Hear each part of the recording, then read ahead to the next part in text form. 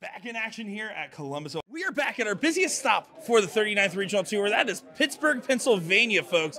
This is where all the action happens. This is where the memories are made and those brackets are fuller than ever. We had a great time here last year covering some great matches, but our field this year is absolutely incredible. We're seeing plenty of top talents, plenty of tough shots. Of course, on the ladies' side, that's where I have my first focus on. Last year, we saw the duo of Trish Grezik and Kalika Chris, and I thought together they made a dynamic duo.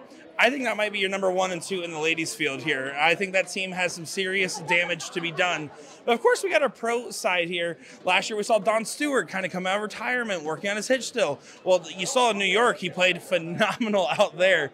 On top of that, there's still plenty of other tough talents. We got Mike Porterfield and the like. We got plenty of other very good shots. Chris Alexander, some people are talking about coming off a hand injury. Very interested to see how he'll perform.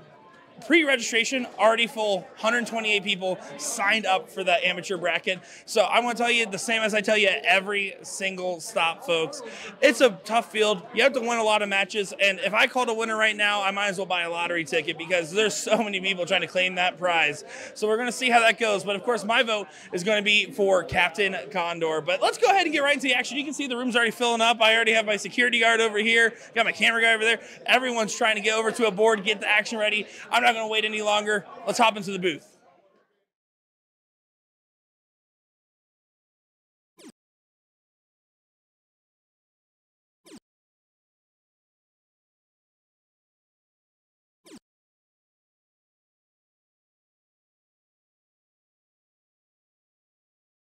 And so far, it looks like nothing's changed, even with the back-to-backs here from Ohio to Pittsburgh. So honestly, a lot of the same players. As we see here, Brian Bigham, he was a third-place finisher in the pro singles on Friday in Columbus. Yeah, he had a pretty deep run just last weekend here, so to see if that transfers over is always going to be the big question. We always love it when Bubba's in the room, that's for sure. So looking forward to really seeing who's going to make the difference maker. Last year was the Jules versus Mike Porterfield bout, and let me tell you, that was a late night bout at that, and I think this year, between the 15-inch board and the Tournament King changes, we should be in for a good, quick ride tonight, hopefully. Fingers crossed. Yeah, this is actually my first time commentating one of the regionals, the pros, on the 15-inch board. So it'll be interesting to see the change in dynamics for sure. As we see right there, Bubba taking out a 125 right out of the gate. We didn't get a whole lot of those on the 13-inch board. No, you typically didn't see too much of that, but that's one of the exciting parts about having this big change over to the 15 inches. Everyone is on an equal playing field. It is going to be high octane one way or another. Now, Richie Grandy just going to try to reset from that last leg and get himself settled in to this one here. Are you familiar with Richie? Not familiar. I do know he has a backwards hat, which means you have to be inherently slightly better at darts. Is that a rule? Yeah, I think so. Oh, I had no clue. I don't make the rules. They both have backwards hats on. So. Well, yeah, well, Bubba's a professional. He knows about the buff. That's why he wears it the way he does. Fair enough. Looks like we do have a lot of our winners and finalists from last weekend in the chat here. Cody McGraw from our amateur bracket now on the pro list. And then you see Junlan Fernando there, runner-up in the pro singles as well. Welcome in, and welcome in everybody across all of our different platforms here. It's looking like we got a battle of West Virginia boys, as the chat telling us that Richie also a West Virginia guy. Oh, there you go. Love to see that. You're going to see a lot of the West Virginia people. You're going to see the Ohio hangover of people that didn't get enough darts last weekend. Of course, Bulls. Yeah, it blows my mind. And then you get all the New York visitors as well, and of course, all the Pennsylvania Knights. Is that the word they use? I'm not sure. I think if you put "ite" on anything, it works. That's what they tell me. Yeah, this one, for the longest time, would draw people from, like, the Carolinas and Virginia. Canadians would come here a lot. Yeah, for whatever reason, this was just a good locale. And, like, I know even some Ohioans back in the day, we would have an Ohio BullShooter. Like, oh, no, I always go to PA. Okay. You know what? You'd rather drive an extra 2 hours. Got it. You know, if you love the game, I guess you love the game. I couldn't imagine.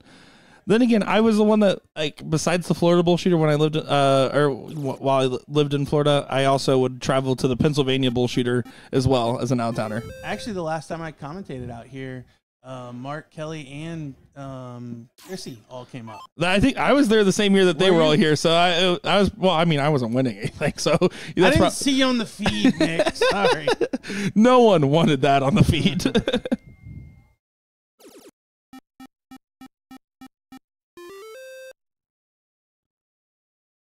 Looking at it here, so far, kind of a little bit of a settled second game between these two. The standard by the end of today is going to be 5s in crickets and 12 to 15 darts in 01, leaning more on the 12 dart side. That's going to be the goal. Yeah, kind of slow start here. As we see a 3.5 playing a 4.33. Definitely going to want to improve on those numbers. It is the first round and early in this leg.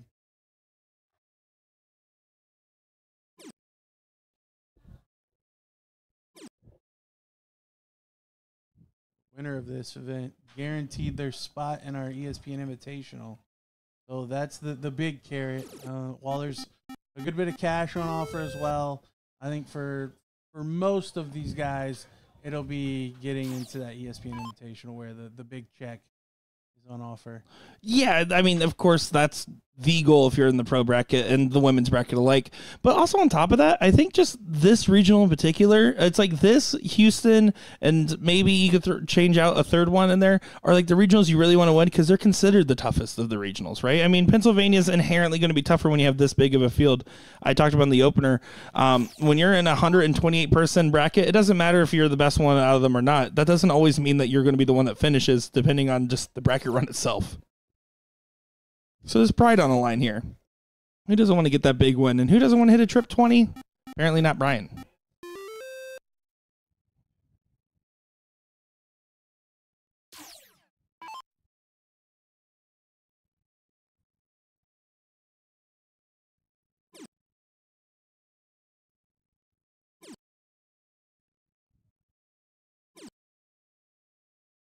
Austin Braswell saying, what are they doing if someone turns down an invite? Well, maybe next time just win against Kenny Doyle and you wouldn't have to ask that question. That is a good question that we should probably get clarification on. To be honest, Austin, I don't know that they've really considered it. It'll be interesting to see if we have enough time and preparation to default to, okay, Kenny Doyle per se turned it down. Austin, would you like that invite?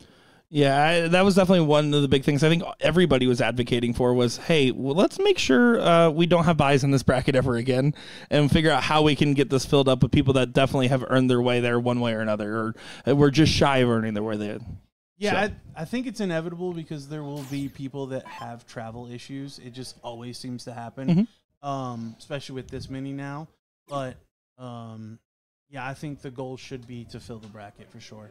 Yeah, it makes the run all the more impressive. And what was already a super impressive field at the Invitational shootout this last go, I mean, I'll tell you, every one of those matches that we got on stream between the Kevin Luke 9-darter against Alex Spellman to the starting and ending our main coverage with Mike Porterfield versus Leonard Gates for that last spot, and that was just, every match was incredible out there. If you hear a ticking sound, we are not about to blow up. Yeah, it was actually just a very slow forklift.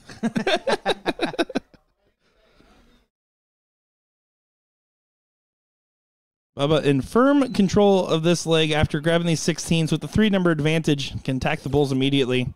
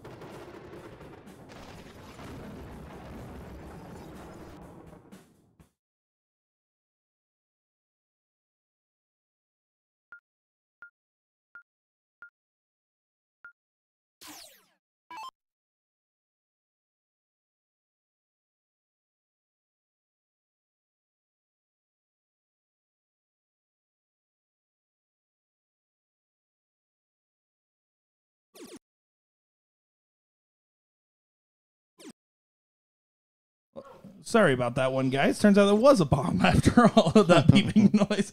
No, we just wanted to go ahead and get everything settled in there on the audio aspect.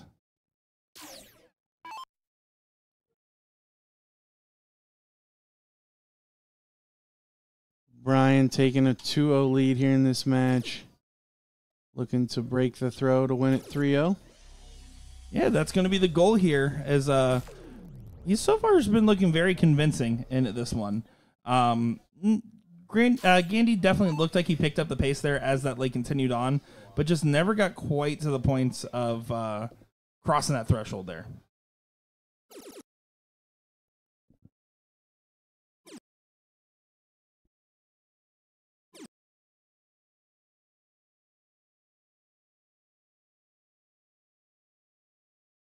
Winner of this match will go on to play Jason Crow or Steve DeVito in that next round there on the bottom side of that bracket. But bottom doesn't mean bad.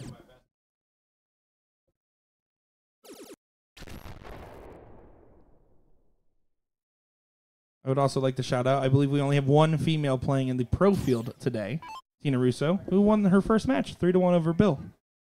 Nice. Yeah, I had to play Tina and Nikki Henshaw in the pro doubles on Sunday in Ohio.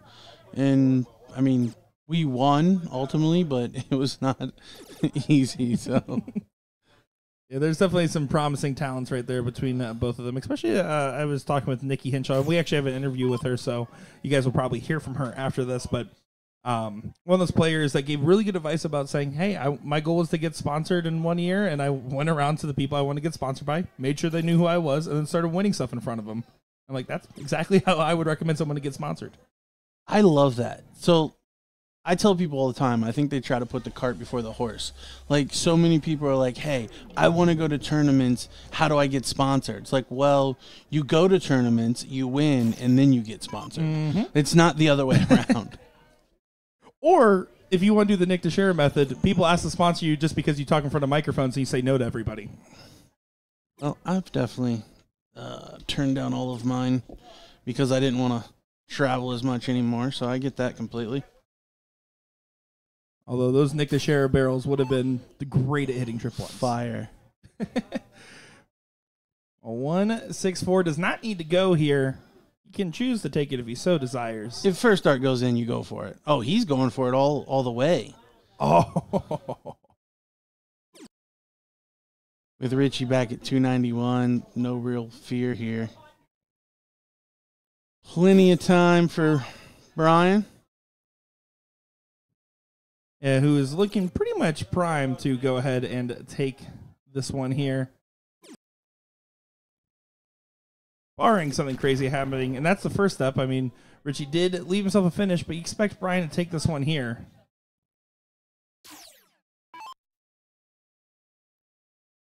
Yeah, a little bit of pressure applied to the 68. We should get one dart at a double. Chooses the double 16. Oh, when he misses it. So can Richie save the match here? Steal this leg. One time on the one time. 291 and 6. See him smiling. He's feeling a little pepped up about this opportunity. This is to save your chance at the staying on the winner side of the bracket and what is a pretty hotly contested bracket at that. So it's not going to go now. Going to look to continue to apply pressure to Brian. Does set up a one dart finish. Well, in the Luke Littler setup strategy there. Little slow to get going, Richie, but some pressure applied here. Can Bubba respond? Yeah, he does. First starts the double 8. So a 3-0 victory there for Bubba. Richie Gandy going to have to battle in the loser's side. Do we have another match queued up on 49? We do have some ladies queued up over there, and you can actually see one of them walking up over there. Okay. The Trish Grezik. Another Canadian. So we do have Canadians here. We do. Going up against Michaela. They are just getting to the board to start warm-ups here. So, we were talking about Nikki Henshaw, so let's go ahead and take a moment here. We'll go ahead and hear from our interview that the one, the only, the Gordon Dixon did. We'll be back in just a moment's time. I'm Nick Teixeira, joined by DJ Sayer for a fun weekend of action coming up here.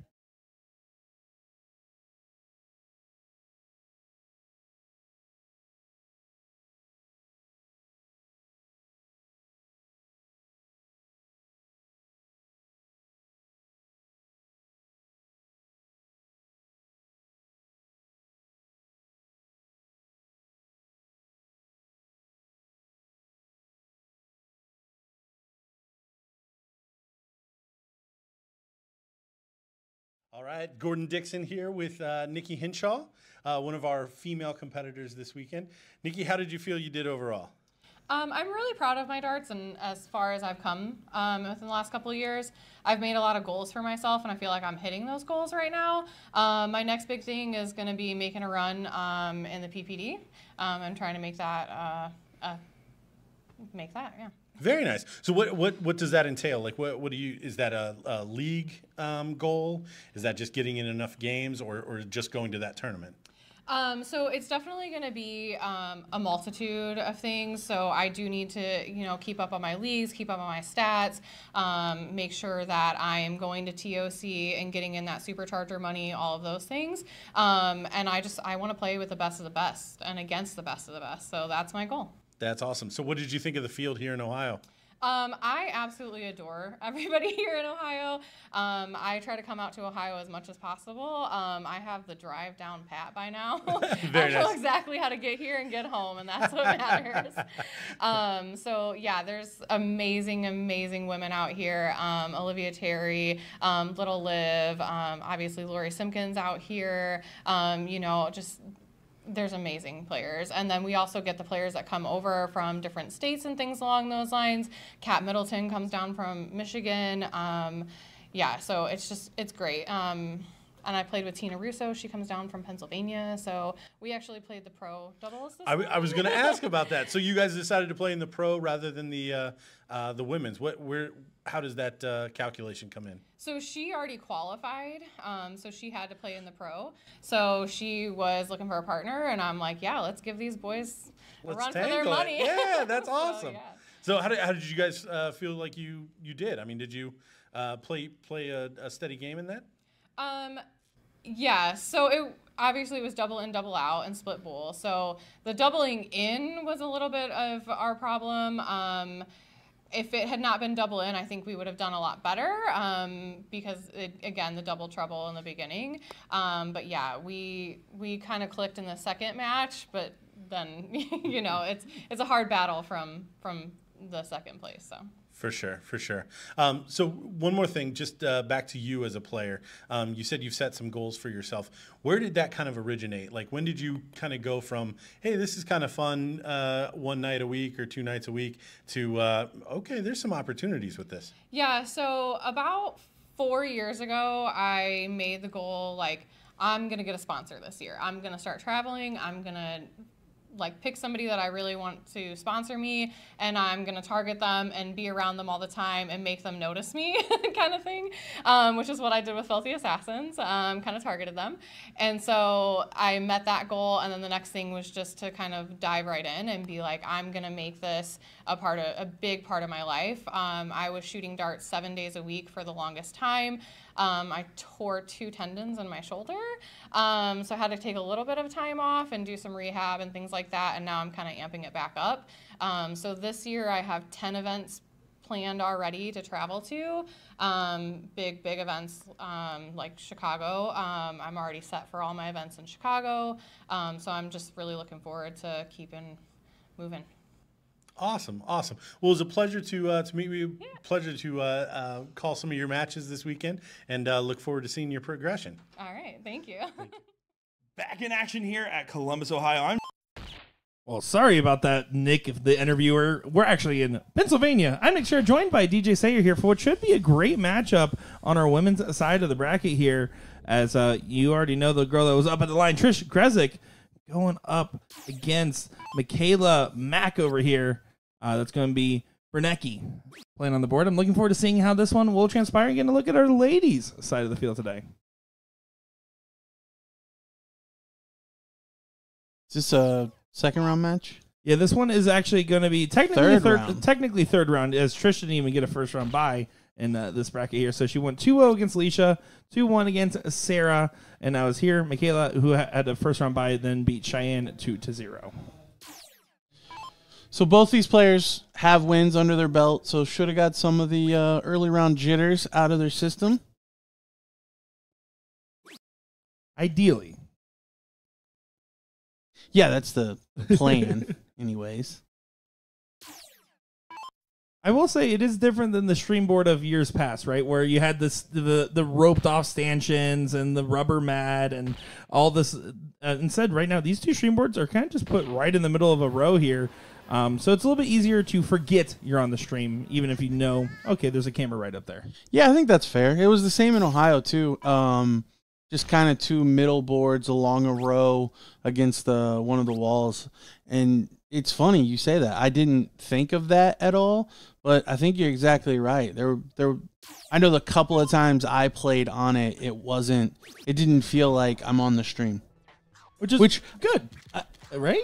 maybe, I don't know. I kind of like the prestige of the feature board, if you will. Like the bullpen in Chicago is like iconic. Like everyone knows the bullpen. Oh yeah. And if we could kind of do that at regionals, I think that's a good thing too. But then again, if it helps the players, I don't know. I mean, I will say we did get some more tasteful hand signs to the cameras unintentionally so last weekend more than ever before, because I don't think people realized what they were doing in that regards. And it was actually funny. We were talking about, Gordon and I were saying that people in Ohio probably had the highest fist bumping ratio that we've seen on the entire tour. Gosh. You ain't wrong. It was way higher than Houston. Maybe we're just a nice people. You are Midwest hospitality. We've been saying. I mean, I don't particularly love it, but I'm also not comfortable enough to most people to be like, hey, we're not going to do that, right? That's fair. Like, if I know you well enough, yes. But if I don't know you that well, I'm not going to be like, no. I don't want to touch you, sir. Unless I see you not wash your hands in the bathroom. Then that's it's for sure no touching hands from that. Get a lot of those, unfortunately. Well, if there's one thing to take away from this one is wash your hand, folks, and watch these ladies go, as Trish is looking pretty strong so far, although Mac recovered well after her early 18 grab. Yeah, taking advantage of having the 18 there. I think first start slip, and she followed it. Closing out those 20s, but Trish falling right back with the triple 18 and the 19. And she fill it up. She does. A white horse. Beautiful stuff from Grezik there. She is looking prime in this one. We do have our next pro match coming up here just because this one's breezing by really quick. Joe Jones versus Ben Mall. Ben Mall did make the pro list after getting runner-up in the amateur singles. So we're kind of checking in to see, all right, well, now that you have the pro status, what you going to do with it? Yeah, making a run at multiple events. I know, was it last year or the year before that Jason Hardwick kind of did the same thing, like went to, I don't know, like Carolina or something, qualified, and then played like Ohio and Pittsburgh as a pro. That's the way to do it, though.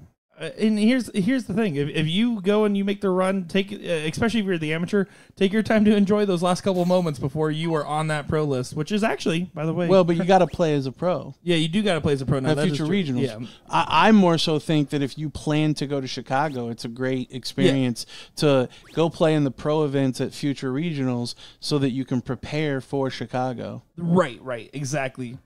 And I'll be honest. Seeing some of these welcome additions to the pro list, it looks to get tougher and tougher, and I'm curious to see how that looks after it gets reworked here soon. Carter Underwood, you can't even hit a 9-darter on a stream. You hit it on the board next to the stream board, so don't talk to me. Get out of the chat. You're banned. Mac closing those 15s and scoring 15. Trish struggling to get them closed. She does, but Mac has a 37-point lead if she can find a couple of triples here. Right next door to each other, triple 19, triple 17. Well, she's going with the bull. I wonder if it's a confidence play. You definitely should take one dart, right? And taking on the last is not the dart to do it. You start that shot on the 19 or 17. If you hit a trip, great, continue on. If you miss it, you can go to the bull then if you want to bail out early. Yeah, I don't love it. I mean, up 37, you have to expect Trish is going to hit 3, at least.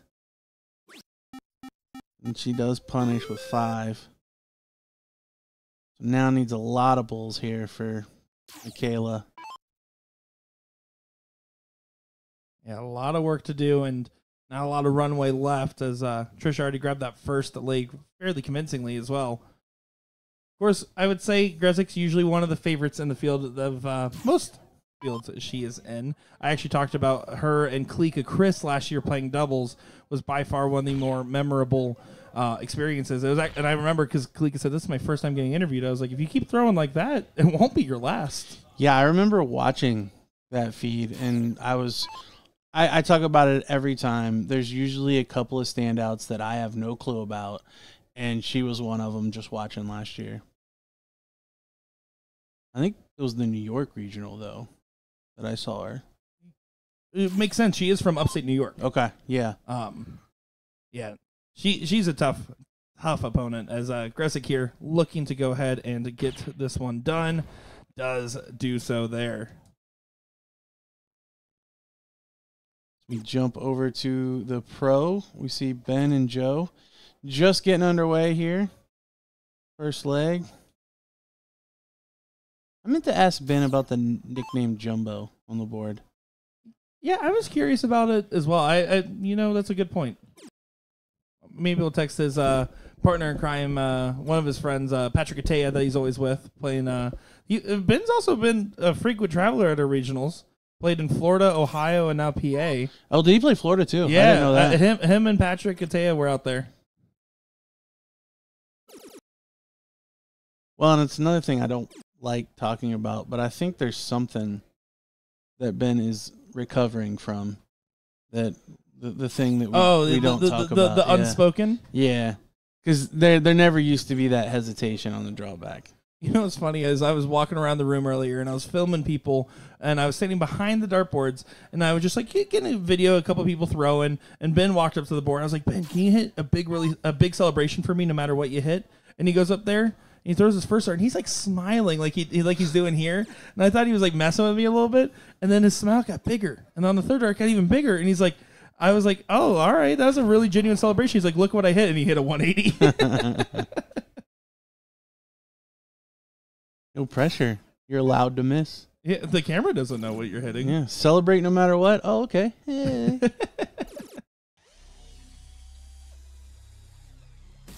Oh, Rich McGraw in the chat saying that Trish is playing with Kalika this weekend as well. So nice. Good luck, everybody else. Yeah, they should be a really tough team here in our ladies doubles for sure. Kalika currently 5-0 on her run so far, currently playing against Ruthie in that third round. Figured we'd check in on her progress. Joe, a local Pittsburgh guy, played against him for years. He was one of them. The very first regional I ever played in, he was present. Way back when, 20 years ago, probably. No, it's more than that. So how was that for you playing last week? I mean, it's probably been quite some time since you played in a regional, and seeing you out there playing with Joe Hedrick and Juicebox Joe, that is. Yeah, so I haven't actually spoke about too much, as I'm a pretty private guy, but I'll go ahead and let the cat out of the bag. So last year was a pretty rough year. I actually spent 3 months in the hospital learning to walk again after a back injury. So yeah, I'm not necessarily playing again, but it was fun to get out there and try to play. I don't know if it was present on the feed, but yeah, my legs don't work as well as they used to. So it was definitely tough, especially Sunday after all day Saturday. But to get the competitive juices flowing, I actually told Joe at the end of the weekend, like, I greatly appreciated him playing with me because I wasn't going to play until Wednesday before. Oh, wow. Joe messaged me like, hey, I was supposed to play with Barlow. He's not coming. Are you playing? And I was like, no. Like, Mo set up for trips. I'm just going to go hang out for that. That's all. And he's like, come on. I was like, Joe, I'm telling you, I'm not the player I was. Like, even with me on the AM list, because I haven't played in so long, like, he's like, I don't care if you have to play from your knees. Let's play. And I was That's like, all awesome. right. And yeah, he's always super nice with everything, completely genuine guy. So I had a lot of fun just getting out there and competing again. Hey, we loved seeing the glimpses of it that we saw because, I mean, you're a legend, man. And glad to see that you got the competitive juices flowing just a little bit there, and having a good friend like Joe pushing you along there. Yeah, it was inconsistent to say the least, but when they felt good, I definitely felt the swagger kind of come back. Problem is the next match it would go away. So, yeah, a couple of fourth place finishes for Joe and I. Not really what we drew up per se, but before the weekend, I probably would have taken it. The moments of brilliance were brilliant, though, and that's Sure. what matters. As Ben Mall does grab that first leg there, Joe Jones missed 6, if not 9 darts there at the finish to let Ben completely back in that leg. So here we go. Joe kind of looking for a reset on this one.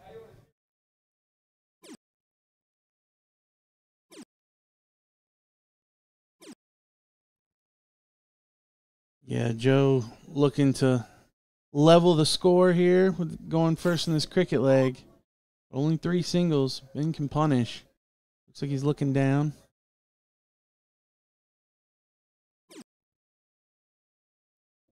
Did go on the run, like we said last week, in the loser's bracket at that, fighting along. Was it a long run on the loser side? It was multiple. I know he was sitting at least 5th, 6th, where he to climb back in. And then we saw him play his 4th place, 3rd place, and finals match there. And then Cody McGraw just slammed the door in his face. Cody's a guy that hasn't been playing very long, but he does play in my local area. The league that is there that I don't particularly play in, but I've seen Cody just catch fire a couple times where he's got it. It's just a matter of getting a little more consistent. But, yeah, when he's firing all cylinders, he's tough to beat. It was all cylinders. It was a quick 0-1 game and then a 6-0 in cricket. I was like, yep, and that's the match. Now we shake hands and I go to bed. That's exactly right there. But Joe Jones definitely taking out his frustrations from the last leg on this one, looking a little bit tighter here.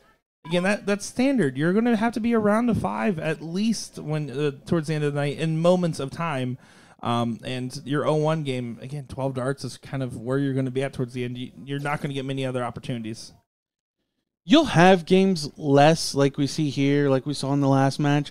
But I think if you can catch that 5+ range and the 12 darts against the throw, 15 with, you're going to be competitive in every leg. Absolutely. That's the key. You don't want to give away legs because it's only 3 out of 5. While that's extended from 2 out of 3, poor ladies, it's still not so many that you can give one away. Right, you have to take full advantage of the opportunities you are given here, and that's why you just aim for that high target line and crush through. And if you get away with one, good on you. We do have all of our different Ohio friends tuning in. We got Patrick McGinnis. Oh, man, it was almost good seeing you last week, and then you kept making fun of me. And then Greg Fontaine, always good seeing you. Yeah, he was partnered with Ben last weekend. We had to play them a couple different times.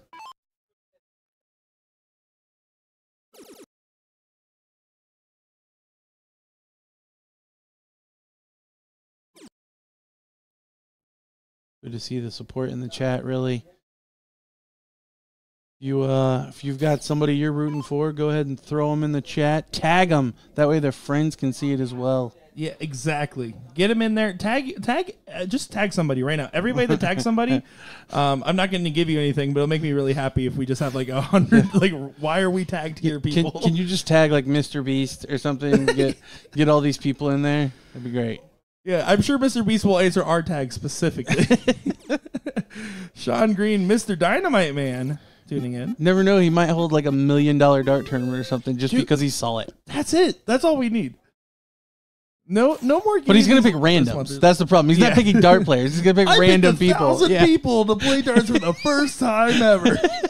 These people have never touched a dart before. If they had a bullseye, they win $150,000. And then just cue the clip of Mike Tyson throwing the bull blindfolded. Oh, my God. 2 of them. 2 of them, yes. 2 double bulls blindfolded.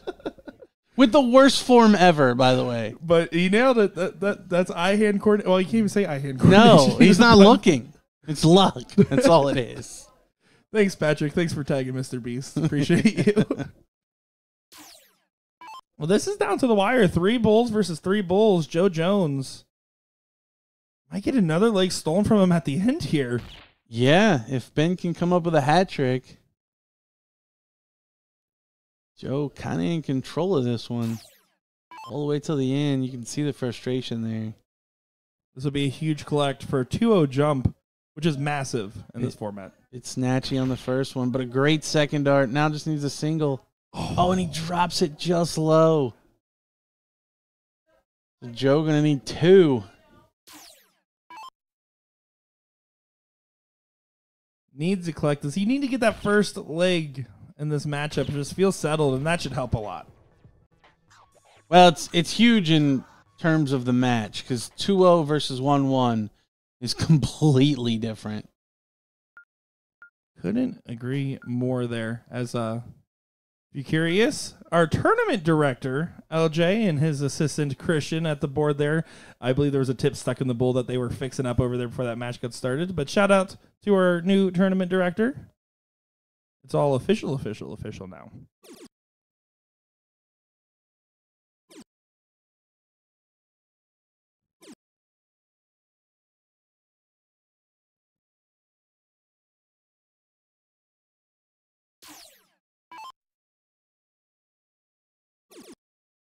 I appreciate all you guys tagging different people in here. Daniela got tagged. Mark Rober got tagged by Cody McGraw.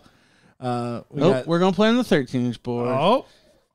Ben's like, no thanks. A throwback to last year's tour. Joe's had some success on that board. He's like, hey, let's switch it on over. It's definitely interesting seeing the full tour.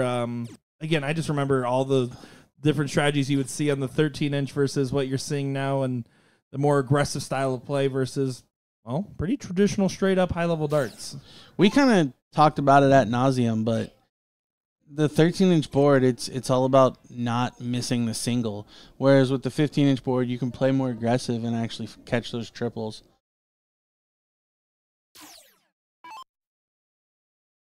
Austin saying, Nick, when are they hiring you? They as an arachnid. Everybody, right now, if we get like 1,000 new subscribers on BullShooter, I'll tell them that they have to hire me. So wait, are you doing this for free?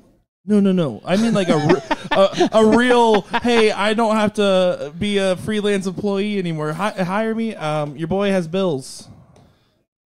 I mean, you do these every weekend. That's true. This is my 4th weekend in a row. Yeah, this is your job. At this point, this is. But a freelance contractor has way worse tax nightmares.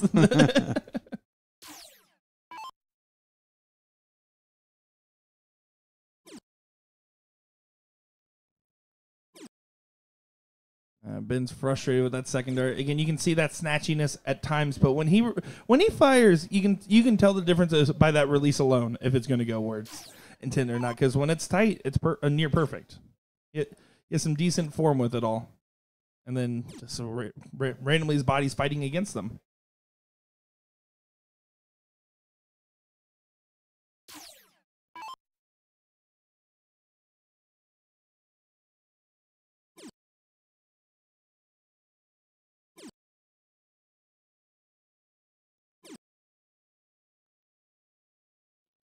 Joe in a good spot here to break the throw. Although in this format, a break's not truly a break.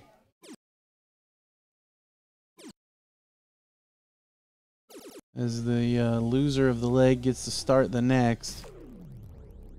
Yeah, I definitely think out of the two modifications that Gordon and I have been talking about these last 2 weekends, I'm sure you probably feel similar, is make it alternating for the pro side.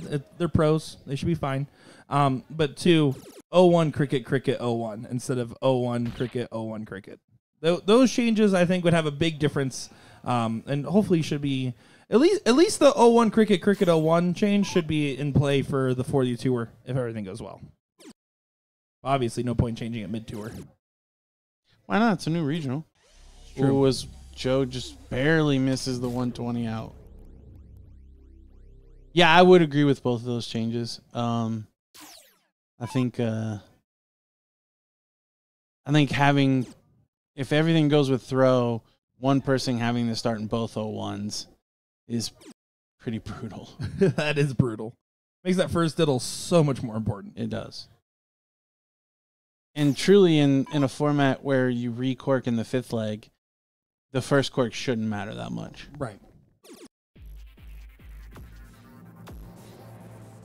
Wait, is the last leg automatically 0-1? Well, in this format, there's 3 0-1s, 3 0-1 games. Oh. Yeah, 0-1 cricket, 0-1 cricket, 0-1 is the. So the last one's not choice? No, not. I didn't even know that.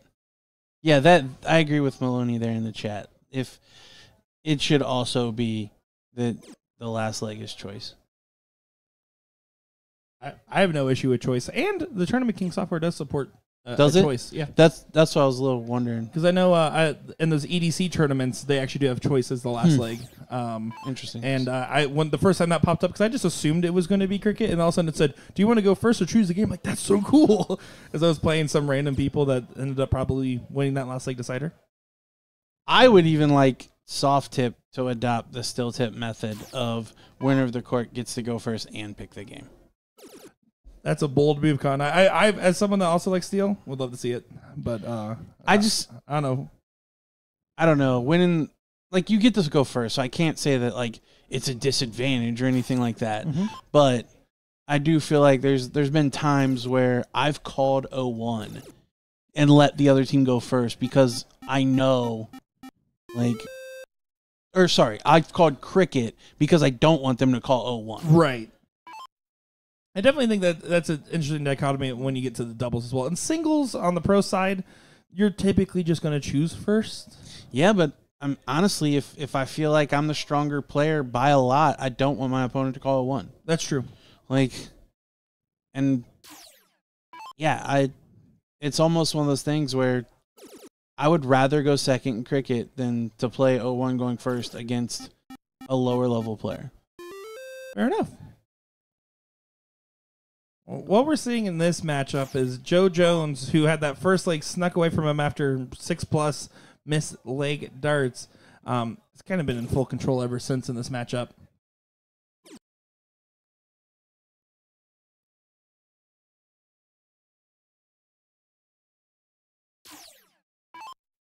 Yeah, Joe, pretty good spot here. Close out both corners. No, misses the third. 2-2. Ben's going to need to pull something out of his hat here. Turn it around, Ben. That's what I'm told. You got to turn the hat around, buddy. It makes a big difference. I can't wear a forward-facing hat because my dart will hit it. Even more reason. I pull it up, I guess, higher than most. I didn't know that, but I know I can't wear a normal build hat. Now I can wear the newsboy hats that I wear. Yeah. And because they're smaller, they're more like a welder's hat. But yeah, I can't wear a baseball cap with the bill facing forward. Well, just going off the data though, I mean, we're at 100% potentially on the pros that have won on the stream with a backwards hat.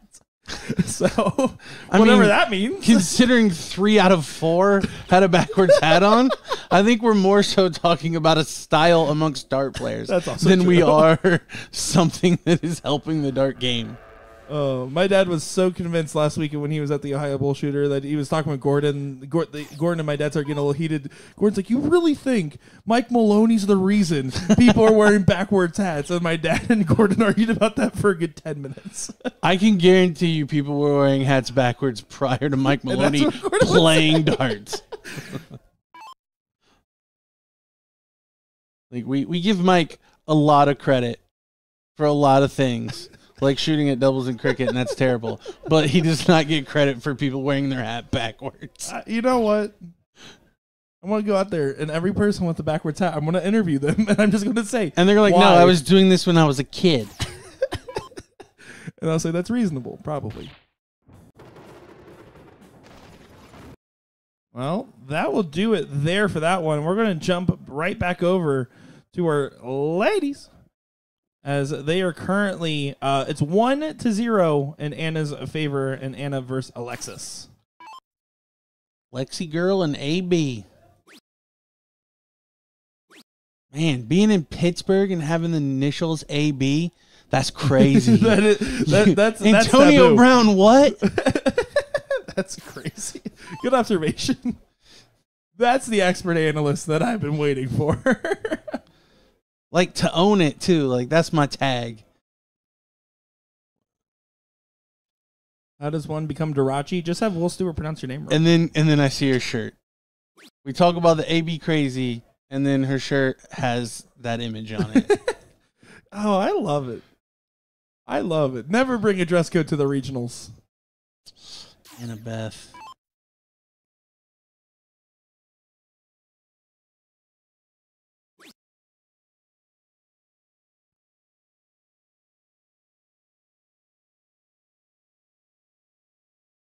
Maloney saying he did start the sweatpants trend, though.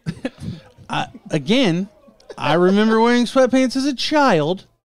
I don't think that you started the trend. Did you wear them more so than anyone else that's playing darts? Maybe. Now, I will give you credit for the capris. Yeah, oh, for sure on the capris. No, that's not true. 2004 in Connecticut, Yelly Clausen was the first person I saw playing darts wearing capris. After him, it was you. So you And were... Clausen's known for a lot of other things as well. Well, that's true, too. But, yeah.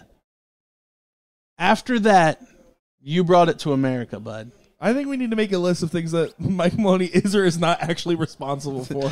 Yeah, but the things we actually give him credit for are terrible. Throwing at doubles and wearing capris. I love doubles. You can't.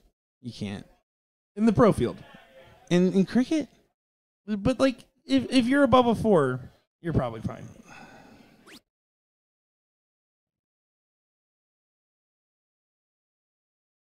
AB here trying to get those 17s online.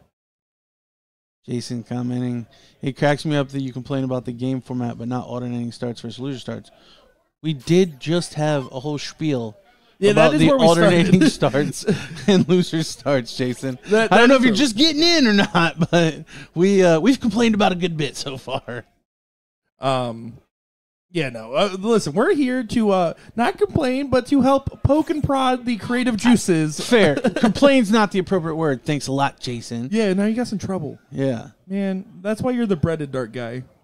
Breaded? When I did his interview in Chicago, I posted it and I actually put breaded instead of bearded with my dyslexia, and it took way too long for me to realize what happened. So he's now the breaded dart guy.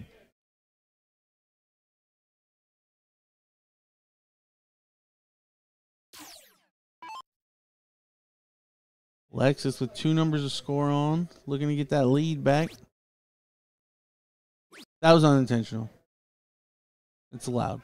I'll allow it. Oh, BDG's talking to Maloney anyways. We're good. All right. Oh, cool. Appreciate you, bud. Yeah, never mind. You're good. Go back to doing God's work. Yeah. Hey, chat, talk amongst yourselves. Leave the commentating to us.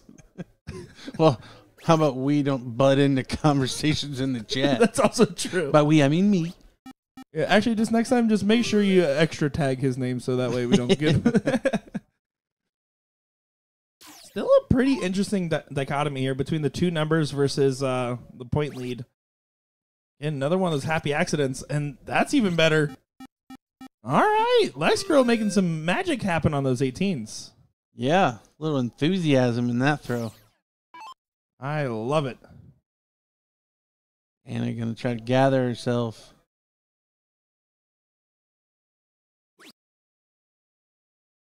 Phil Fried in the chat saying, I am curious why more pro soft tip players don't go for 8 perfect dart cricket versus 1,000 point battles. Wish someone could explain logic to me. In parentheses, I'm serious.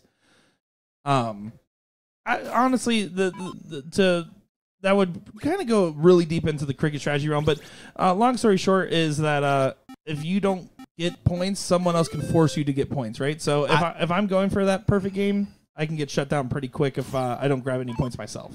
I think the simple answer is in soft tip, you have to expect your opponent to hit. Mm-hmm. So if I leave the 20s and go to the 19s and I don't hit, they then come up and hit, I'm toast. I stay on the 20s even if I hit 5. Worst case scenario, I'm down 17 points and I have to open up a new number. Right. Like, it's just smart math. You have to play it more conservative in soft tip because you expect 9s coming behind you. And then, of course, I mean, you can compare it just based off of different openers in the game, right? A white horse opener is probably the worst 9-mark opener you could possibly have. Versus if every single time, I would rather have 2 trip 20s and a trip 19 or 3 trip 20s is the 2 ideal openers depending on your style of play. I would argue the 19s is not an option. You think all up top? Nope. I think I would go all up top. But I think if you switch, it has to be to the 18. Now, I say that because if you hit a single, again, you don't know that you're for sure going to hit a triple. If you catch a single, your opponent now has to decide, do I go for your number that you have a mark on to try to steal that mark, or do I go for the bigger number in the 19s? Either way, you benefit. I like that. I like that a lot, actually. But yeah, the long story short is that points absolutely come into play because, again, if you start off with a white horse, your opponent's going to try to start off with more than likely a 3 in the bed on the next number available, and then you're going to be forced to point at some point anyways. the idea is that you can dictate their darts by getting that start first. If I go up there and I hit a 180 or a 9 mark on the 20s, you're going to have to respond to me. You don't get a choice. If I hit White Horse, you can actually force where my darts go. Yeah, you throw a 180, you know coming back to the board you'll have the lead. Guaranteed.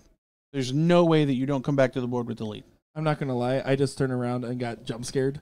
Oh, what's up? It's a very, very quiet door. Yeah. We don't even have any snacks back here. How couple did find ninjas. us? What's going on?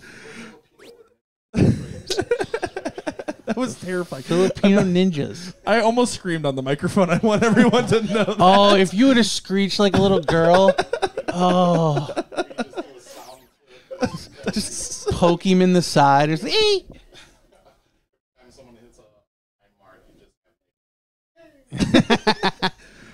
Oh, well, Anna here looking to try to make a stand on the Bulls. This is pretty much set to go the distance of this matchup. Finds the double, though. AB trying to make a stand. Needs another.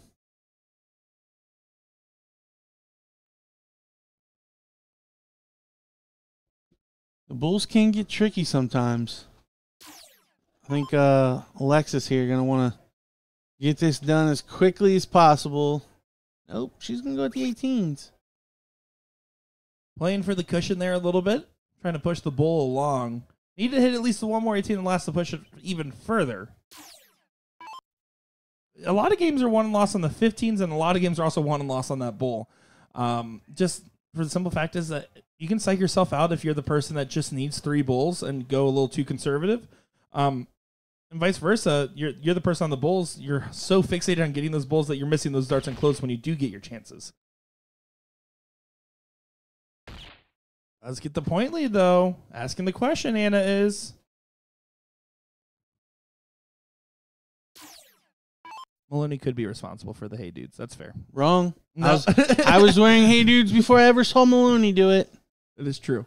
You can blame DJ for the Hey Dudes. And I'm not even trying to take credit. It's just we can't give Maloney credit for every fashion trend amongst middle-aged men. That's how he dresses. I guess that you're right.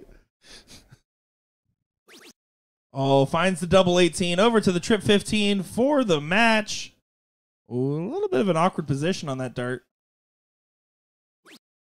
Just the single on the last. Jason Watt asking if I'll be in San Antonio. That's a no. That's a hard one to get to.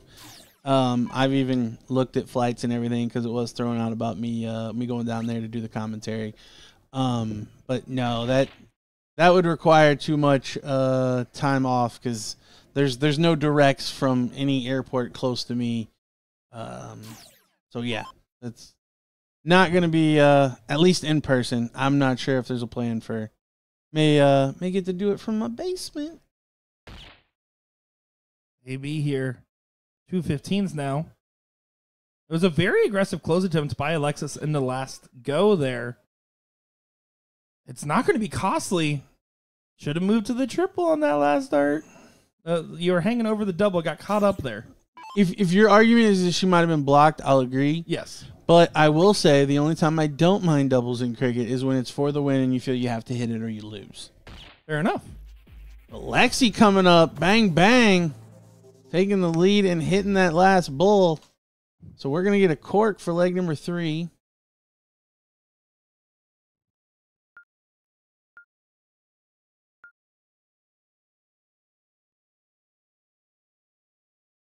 It's like on our other feature board, we got Jason Godek and Mike Davis battling it out.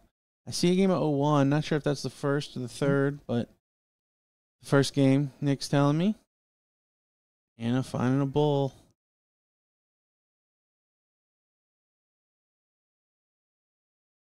Anna will get the start. Yeah, Jason Godek taking on Mike Davis, like you said. Jason did beat me in the blind draw in New York that I played in. I played in one blind draw under the name Mike Porterfield. I signed up as Mike Porterfield, and Mike Porterfield signed up as Nick Teixeira. Let me tell you, I'm so happy my partner was brand new to darts because they would have been so disappointed otherwise. Jason Watt asking how many pros there are and Mike Porterfield the favorite to retain the title. So I know we were almost full, but there were a couple of buys. Yeah, we're at the pros actually a little bit lighter than you expect at 63. Is that what it was? Yeah, so there was we're only full one buy? Yeah, just the one buy. Okay. I know I saw the buy in there. Someone got lucky and got that first round skip. Bill Young. Bill Young, you lucky dog. So yeah, 63, almost 64 person bracket. And yeah, I mean, without knowing the field all the way offhand, it's hard to bet against Porterfield. I'll give you that. It's fair to call him a favorite. Oh, a favorite is guaranteed. The favorite. Ooh. Oh, it was triple. I looked up at the wrong time. I'm sorry. I heard the 3 in the bed. That's brutal from the dartboard to do that. Yeah, we're looking at the bracket. I was like, oh wait, something happened. 3 in the bed. Oh, it's triple one. Sorry, Alexis. You threw the BDO 180. Did you ever see that video? The BDO 180. I love Larry Butler to death. Oh, but he played in one of the BDO tournaments and hit 3 triple ones. And there was a video that somebody created and put out there the difference between the PDC and the BDO. So that's the BDO 180. That is brutal. So yeah, looking through the names, I think Porterfield. I was looking to see if a Fern or somebody like that does make the trip sometimes. Even Don Stewart. But no, who was here last year that was battling out with him? Well, it was Jules that was. Jules. Yeah. That's what I was trying to come with. Like, was Jules here again? And granted, Mike beat him last year.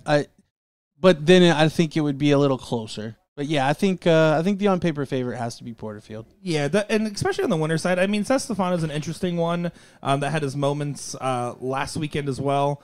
And then, of course, I mean, there's some top players on the loser side. Philly, Mike Segal, Don Stewart's on the loser side. And it's still a little too early to call, but I don't see anybody right now that I would say is more of a favorite than Porterfield would be. Although he says that he doesn't like it when we pick him as favorites because he feels the pressure more. I believe that. I think watching him play over the years, he more adapts to that underdog mentality. Oh, you can't keep winning stuff and call yourself an underdog. Well, yeah, you lose that eventually.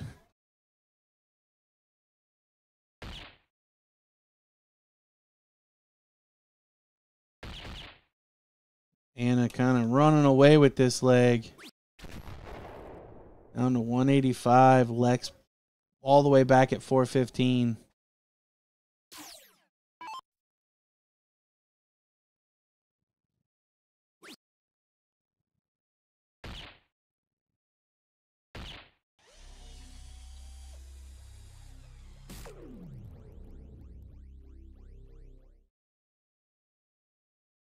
And Anna just needs to focus on getting a good collect here. The goal, no matter what, if you're playing a fat bowl format, is 2 bulls around. 2 bulls around gets you the money. Even just 1 bull and a couple good fallouts here, though, does do the job that you're trying to accomplish. Yeah, she's going to be looking to set up a 2-dart finish. Could still do it, but it'd be a tricky one. Should stay on the bull. Not the worst deflection in the world of deflections. It's a bull first finish, which, again, in open out, you're thinking, all right, how do I get the most efficient way possible? Well, if you're aiming at bulls the whole time, 2 bulls and a trip 16, not going to be mad about that. Alexis not able to leave an out. So 6 darts here from AB at least if she needs them. David asking about the San Antonio pre-registration. I assume that will come up shortly after this weekend here because they usually do 1 event pre-registration at a time. So after Pennsylvania, be on the lookout. There's always going to be posts on the BullShooter Facebook page when pre-registration goes live. Wait, is that real? It's only 1 at a time? So, like, this one didn't open until this week? Well, no, I think this one would have been open, but I'm saying I don't think they open up San Antonio because it's at the end of March. This is at the end of January. All right. I thought you meant like Not always. It was a mad dash for people to be registered for this one. No, that's Hunger Games style. Yeah, I saw someone post that it was full. Was anyone willing to give up their spot? Yeah. For the AM.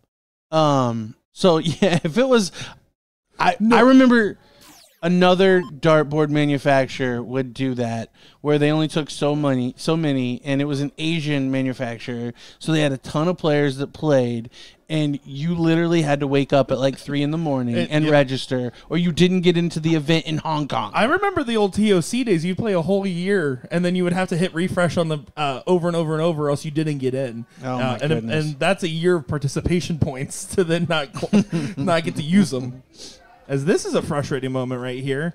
Not able to take it out. Yeah, but Lex back on 209. So not the end of the world. Definitely wanted to set it up to be a 1-dart finish. 46, a bit tricky as we saw.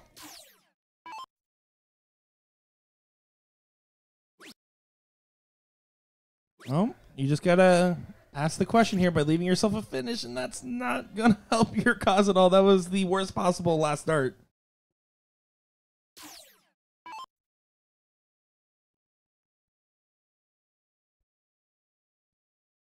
Well, 46 for the match. Same spot again. Yeah, going for that 14 to leave 32.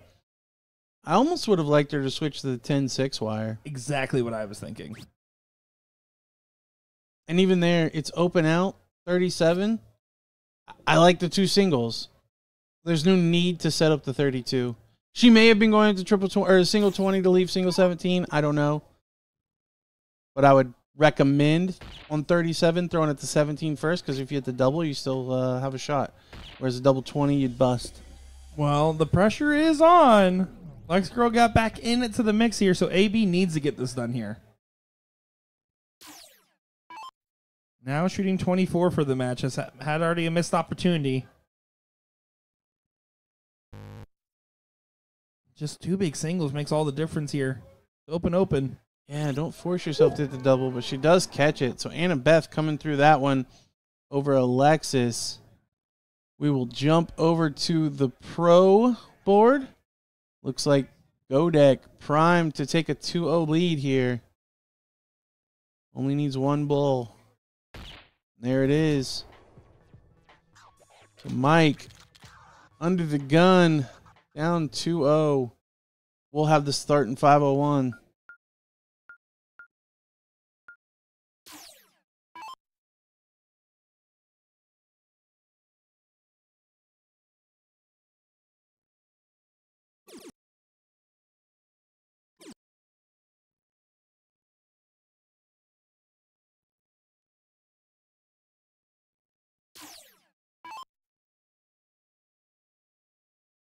We currently have our first top 16 match, it looks like. Or, excuse me, top 8 match, that is, on the women's side going. Trish Grezik taking on Angela Crow going on there to get into that top 4. Kalika Chris currently in that top 8 as well, waiting on an opponent.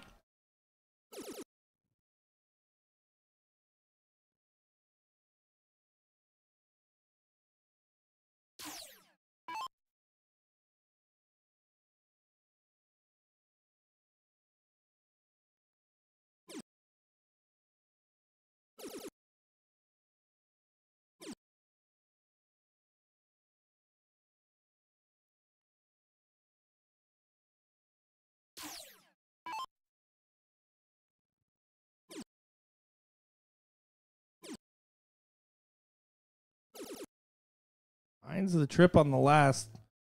Doing enough to keep himself out in front. Godek not really collecting yet in this one.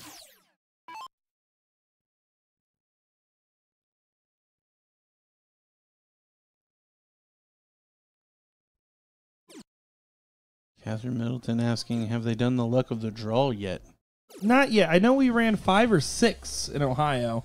And I do know the intention is we have that extra room. And for anybody that's actually been in Pennsylvania, BullShooter, we have that extra room. The idea is that that room has the dart shop in there, and after the first few rounds, will become the blind draw room. But no, it's still a little too early to have that first one up and going, just with how busy it is. Although I will say, even our amateur bracket, which is normally struggling to get through those first few rounds, having 10 extra boards, big differences here. We're at 70 boards this year. And then B, that people get more used to the Tournament King software. We're starting to have plenty of extra spare boards now. So once you usually get through 3 rounds in each bracket, you start freeing up some boards. But typically for the first couple rounds, there's no boards available.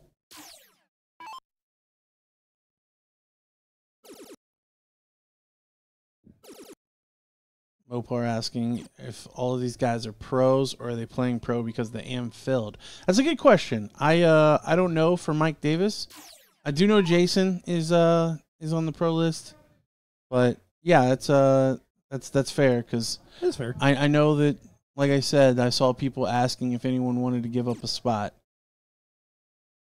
The times where I've gone and didn't sign up in time for the amateur, I will tell you, I more than happily played up. I think that's the best kind of experience. Even this year, I was getting into an online steel tip league, and they're like, "Hey, do you want to go up a division? We're not, or you're right at the line." I was like, "Oh, put me up. I'm ready."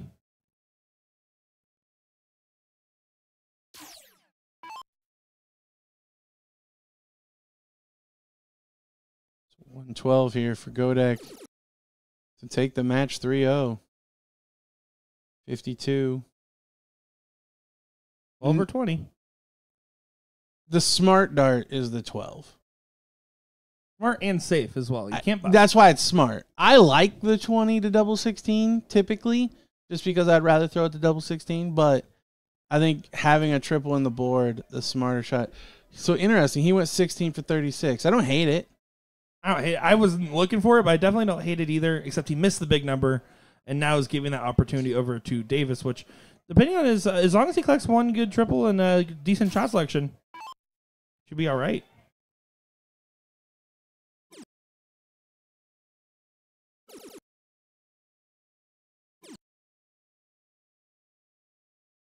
Double 14 now for the win.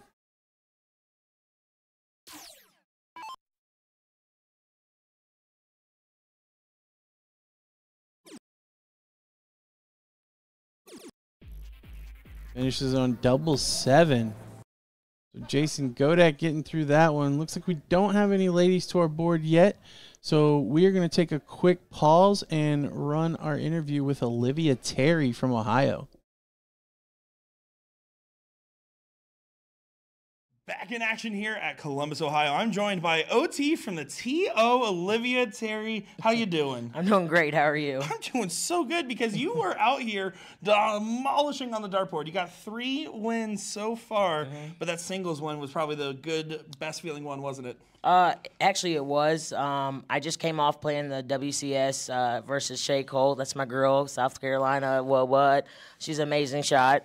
And I knew I was coming this weekend, and second place, you know what, I'll take it, but I knew that I had some more in the tank for this weekend. Yeah, and I mean, you were fired up at the line, but it was a collective fired up. You were celebrating at times, being a little goofy, but you looked like you were eyes on the prize pretty much the whole time. Where you felt like locked in? Yeah, I really did. I took this weekend as kind of like a business trip for myself. I needed to work on a few things. Kat asked me to play in doubles, women's doubles, and she's from my area, about an hour or so away, but she's a phenomenal player. I haven't played with her in about a year. She's kind of like me. She's loud. She likes to slap hands, slap booties. You know what I'm saying? So she gave me a lot of energy.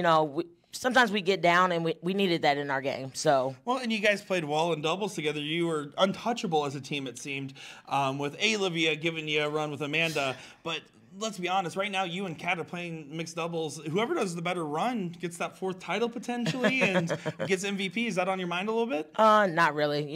If Kat wins it, I'm so proud of her. She's taking a little bit of hiatus in darts right now, and I have to as well. But you know what? It's really not about the titles or whatever. It's about the experience you enjoy at these BullShooters, the family, the camaraderie, the staff. That's why we come to the thing. Yes, to see you in person and not on a screen that's like this small. Oh, well, I love it. And one of the other girls we saw out here that you played time and time again was Nikki Henshaw. Wow. Ran into her a little Phenomenal. bit there. Yeah, what's your thoughts on her game? Phenomenal player. I've been seeing on a lot Facebook a lot, not MySpace, that she's been MySpace. She's been traveling a lot, going to these top tournaments right now.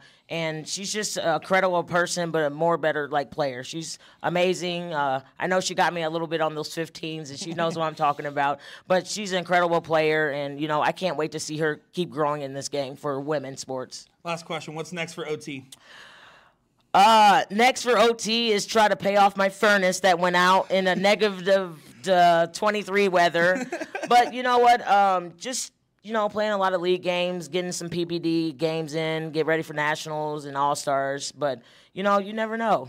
I might sneak up somewhere. Oh, call me. Don't throw me with a good time. Olivia Terry, everybody. Great shooting, and continue to wish you the best of luck in your great runs here. My hands are sweaty, but thank you, Nick. Thank you. All right, Gordon Dixon here with the BullShooter crew here at the Columbus, Ohio stop. I'm here with Mr. George Daniels. How you doing, George? I'm doing pretty good. A little tired. It was a good weekend. Yeah, we're catching you after the doubles today. Yeah. Are you playing in the mixed? Yeah, I'm playing with Beth Shaver. Oh, so you're not even done? Even done yet? No. Yeah, Beth. We followed her in the women's. Pretty good shot. You got a good shot in this. Yeah, one. we lost the first round, so we lost to Hendricks and K something. Oh, okay. So this weekend give me a breakdown. Like how often, as far as league is concerned, are you playing soft? Are you playing steel? Do you even play league? I just play soft tip leagues on Mondays and Tuesdays. Mondays and Tuesdays. So now you're playing. I haven't been throwing them still. I got you. But I went to Vegas last weekend. Yeah. How'd you feel out there? I had a top 8 and 2 top 16s. Gotcha. So when you walk into a weekend like this, are you obviously? I said in the warm up or the opener yesterday, everybody came here for singles. So to get that title straight away, do you not necessarily job done for the weekend, but that gives you the spot in the invitational and everything. It makes it feel worth coming if you get that first one out of the way. Right. Now, was the invitational a big influence for you? I gave myself this one in Chicago to get on the ESPN thing. To go down there and play. So I hope I get to go because end of July, I'm on a 10-day cruise. Oh, I gotcha. I'm back before they do the ESPN thing. Gotcha. So maybe a potential schedule conflict, but that was definitely something that interested you in coming out here to qualify. That's the only reason I came to this one. Awesome. And one of the other things that we were talking about on stream, you and Kessler, is that something that's happened? Have you played with him before, or how did that get the first one set up? We're tired of beating up on each other. Oh, yeah. Decided to join forces. Yeah. Oh, yeah. I know it was frustrating for you guys too. Obviously, it was something that we saw. You would struggle. He would get in. He would struggle. Yeah. You would run down the board. How conscious of that were you guys? Did that add any pressure during the matches? Not really. It's just an annoyance. Yeah. Gotcha. Well, hey, it was great to see you. I hope you get to play in the Me Invitational. too. It'd be a big addition to that. So, Gordon Dixon here at the Ohio Regional, signing off with Mr. George Daniels. Peace out.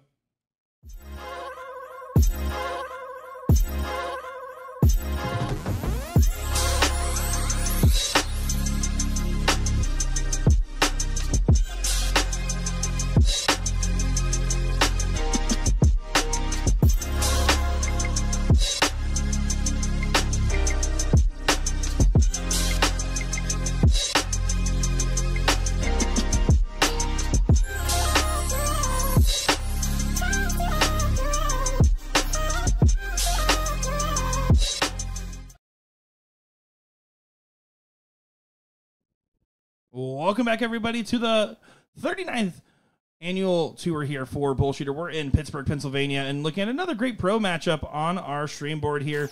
I'm Nick Scher, joined by DJ Sayer on the call for this one. Yeah, I mentioned this guy earlier as one of them that made the pro list and then went to multiple regionals to play as a pro. After that, Jason Hardwick, better known as Juice, taking on Timothy Owens. I'm unfamiliar with Timothy. I do love the jersey. Right He's away. well dressed for the occasion. Right? And it looks like the back is camo, so you can't even see him. Yeah, the John Cena of backs of dart shirts, it seems. Looking forward to seeing how this one transpires. If you guys are curious, Hardwick did come up before the event started and remeasured board 49 specifically.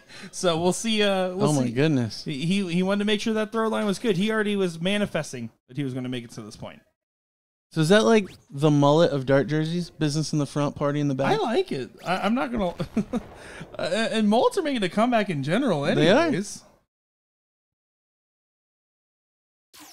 So who knows?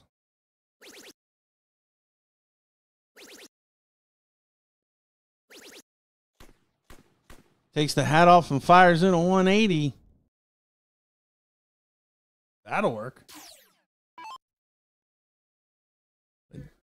Juice with a pretty big lead here.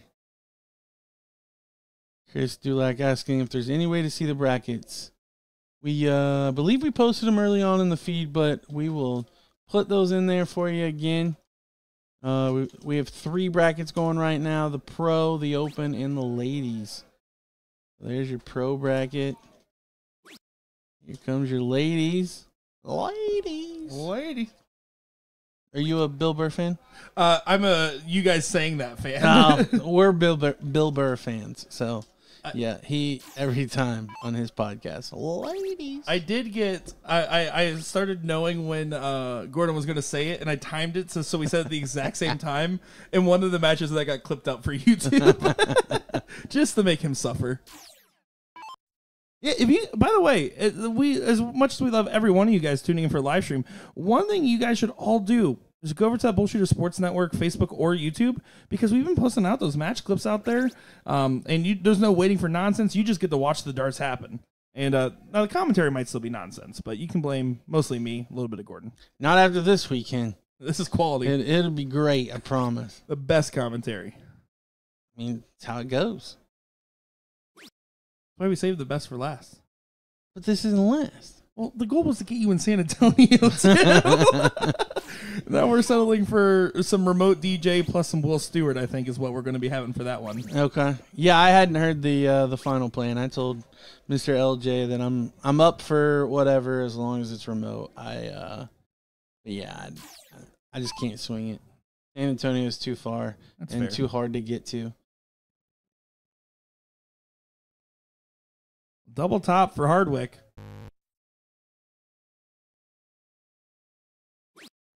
Yeah, and even though Timothy had a 180 in this leg, Hardwick way ahead.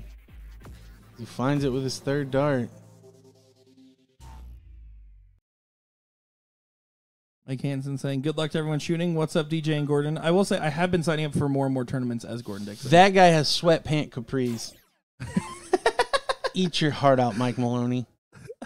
That's an athlete. Get him a backwards hat right now. Do it. This guy took his hat off. Won't he borrow it?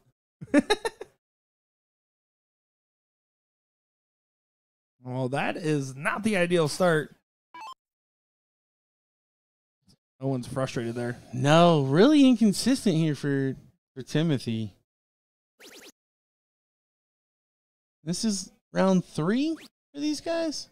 They actually had, this is actually for Owens, just round, both of these guys were round 2. Oh, wow. So this is our last second round match of the winners bracket. Correct, yeah. In the pros. They did have a little bit of a sit before it as well, as again, we're get everything flowing. I will say that non-pro brackets already hitting top 8, by the way.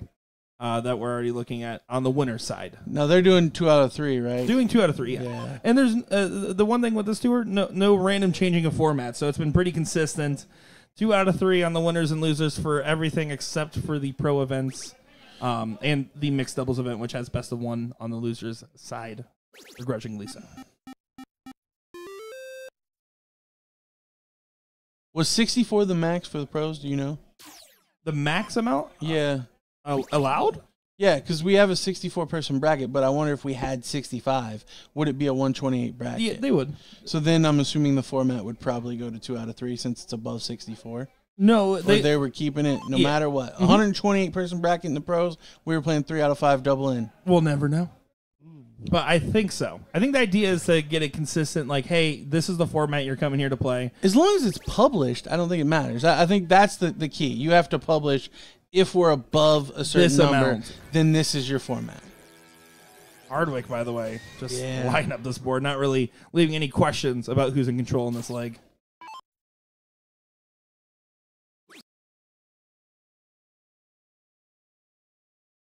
Trish is the first in it to the top 4 on the ladies' side. Who else we got rocking and rolling in the ladies? On the to play Trish will be either Daniela or Autumn.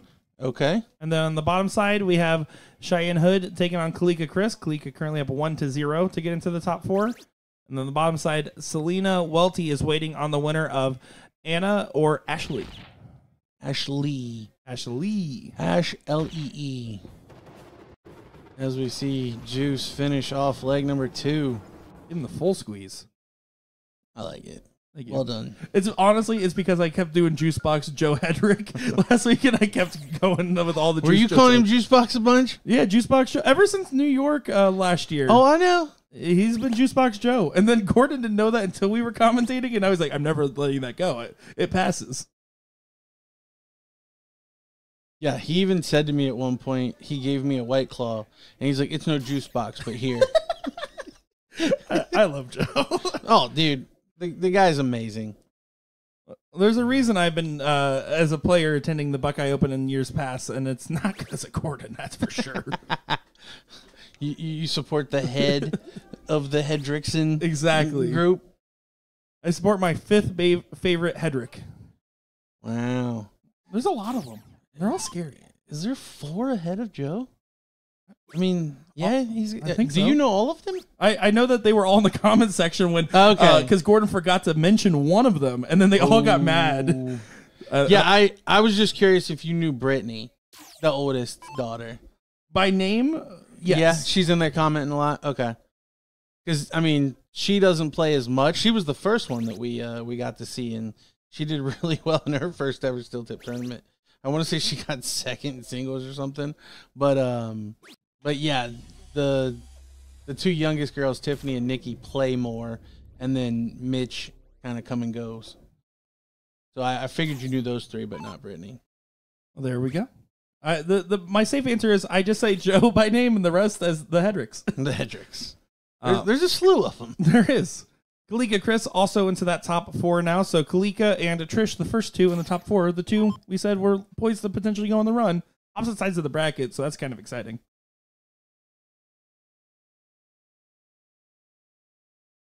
Hardwick already has taken the throw away from Owens here. Yeah, kind of one-way traffic here. Was looking to put in the 171 to leave 160. I like the early math.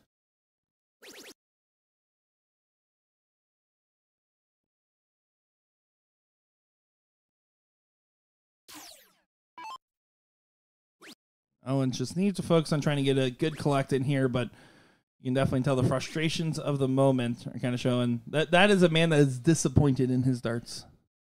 And he doesn't need to be, but just the way he's looking at those darts and shaking his head, I know that if I was those darts, I would be trying to get my act together.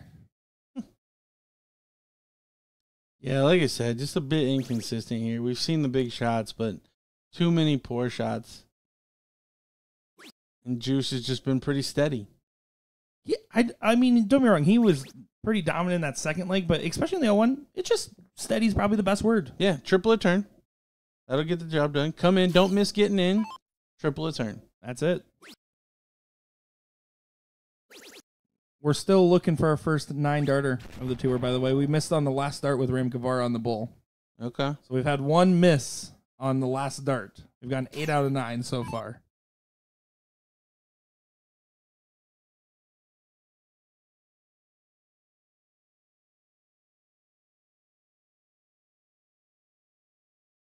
Juice trying to figure out his moves here on the 149. Really, the only option is a triple 19 and a triple 20. That gets you to 32.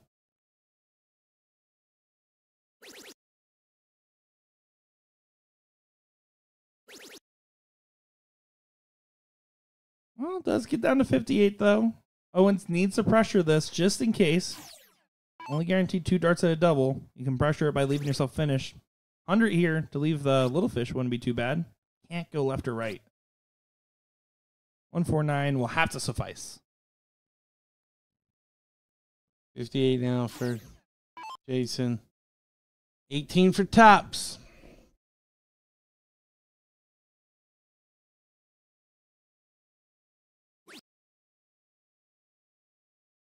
Double top it is. Oh, slipped out of his hand. That looked like it was flying funny. Yeah, I knew it before he threw it. And that one floats on him. He took the lasso one game out on double 7. It has to be someone's favorite double. It certainly isn't mine. At least it's better than double 3. It was him, right? Or was it the match before? I remember somebody having 28, and then they ended on double 7. Here we go. We talked about the 149. I thought it was going. Timothy did have a shot at it. Double 7 for Juice. Get the squeeze. Can't do it twice. No. It took me by surprise the first time. That time it was just overplayed. It was overplayed. That's harsh review over there, but Hardwick does get it done. And let's take a look at this haul. I mean, it is jamming right now in there. We have and a this lot isn't of even all of them. Yeah. Like, we have a separate room with how many boards over there? We got 70 boards in total, and I think we have 15 or 17 of them in the other room. And then 17 in the other room. And then there's a couple that are like practice in the bar. Yeah, oh yeah, we have the 2 bonus bar boards Yeah. as well. So we'll go ahead and cut on over here and give us a quick second here.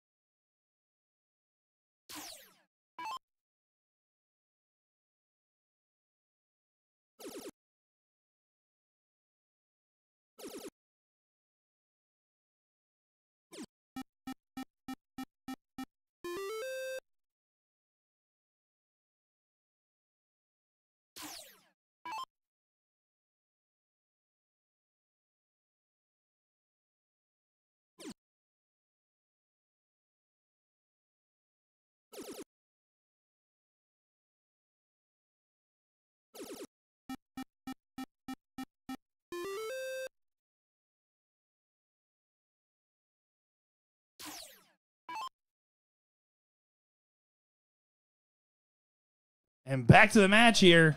We got a good one. Levi, I recall meeting last year at this tournament, and he produced some pretty deep bracket runs, but didn't quite get any of those titles, and he's going to be hungry for that this go-around.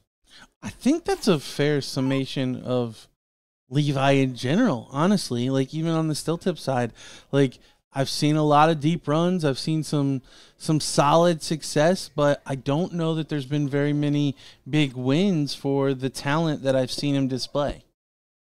Maybe today is his day, as he is currently up 1-0 in this one. I wouldn't be surprised if Levi put it together all the way through.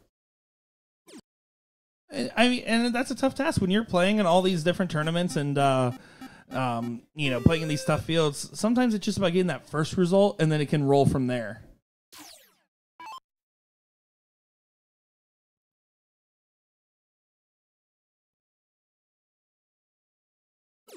Troy Leroy, our friend from New Zealand, tuning in, saying, "Afternoon, lads. Is Mick Maloney or Ram here?" No Mick Maloney or Ram Guevara, sir. But we do have a lot of good names. The one that you'll be looking out for today is probably the Mike Porterfield in our bracket, which you were in our chat when we were in New York and might be familiar. Or Mick Porterfield. Or Mick Porterfield. Well, it's Mick Maloney. He literally argued with us. He was like, "No, I'm pretty sure it's Mick Maloney, guys." And ever since then, we've just stuck with it. Troy Leroy. He also calls me Little Boom Man because he heard me first time on the commentary with Sean Green. It was Big Boom Man and Little Boom Man. Ouch. Yeah, that's okay. I don't take it personally. Levi does find a big 9 on that last turn there. 5-0 plays 5.6. Yeah, but Jeff staying ahead here. Loads up the 20 for 4 of them.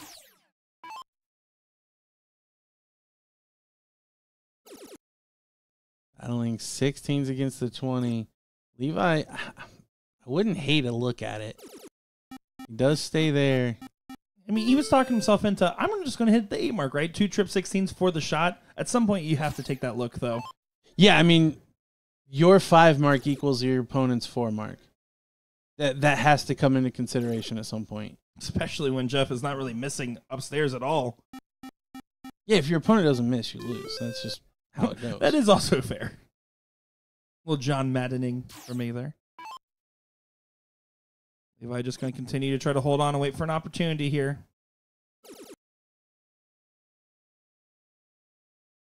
Oh, and that's an unlucky last start because now you're saying, Jeff, go ahead and take that first swing at the corner pockets. Really second swing in this instance. Man, it looks like he's looking up. Oh. Kind of see him look through the top there, but his eyes were deceiving me. Job's still done. Levi cannot hit 2 trips on the 15 and have the point lead to go for the close.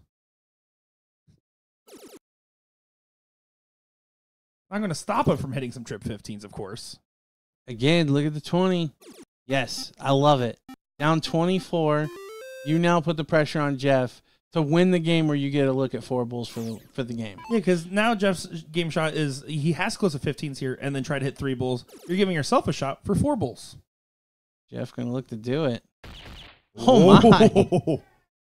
Bullseye. No. Oh. Narrowly missing into the 9.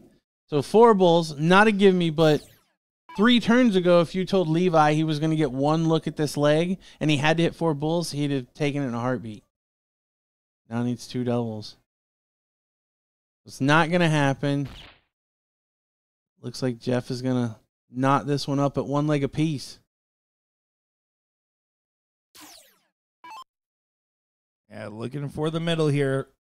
Jeff, no question in his mind. He knows this leg's already won in his favor. And this is going to be a pretty interesting race as it continues to develop here. Now, I'm unfamiliar with Jeff. Do you know Jeff at all? I know I've definitely commentated him before, probably at this regional or maybe it was New York last year. So I do know I've commentated him before.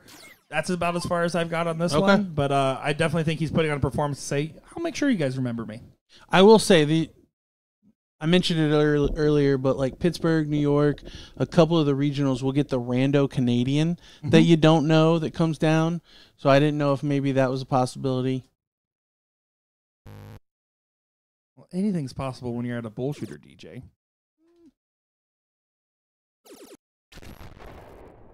Solid open there from Levi.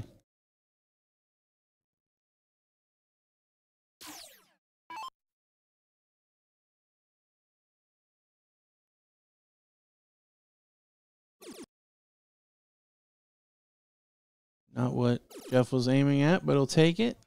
It's in nonetheless. 134.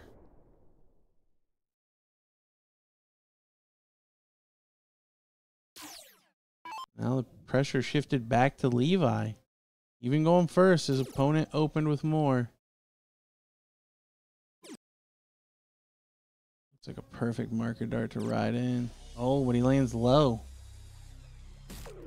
Still another solid scoring visit, but Jeff's on the attack here, and he's definitely looking pretty composed on the start board right now. Yeah, another 2 triple turn will actually push him into the favorite spot.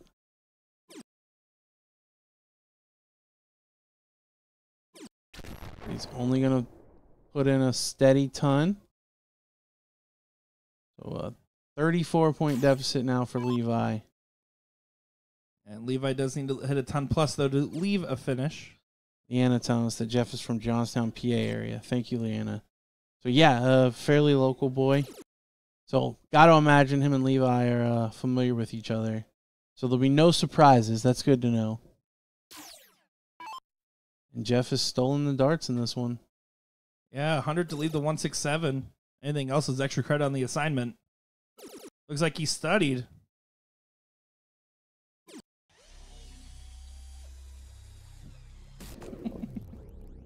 Good shot there with the 1-2-1. Doesn't collect as much as he wanted on that last start, but a 1-4-6, taking the darts away from Levi here.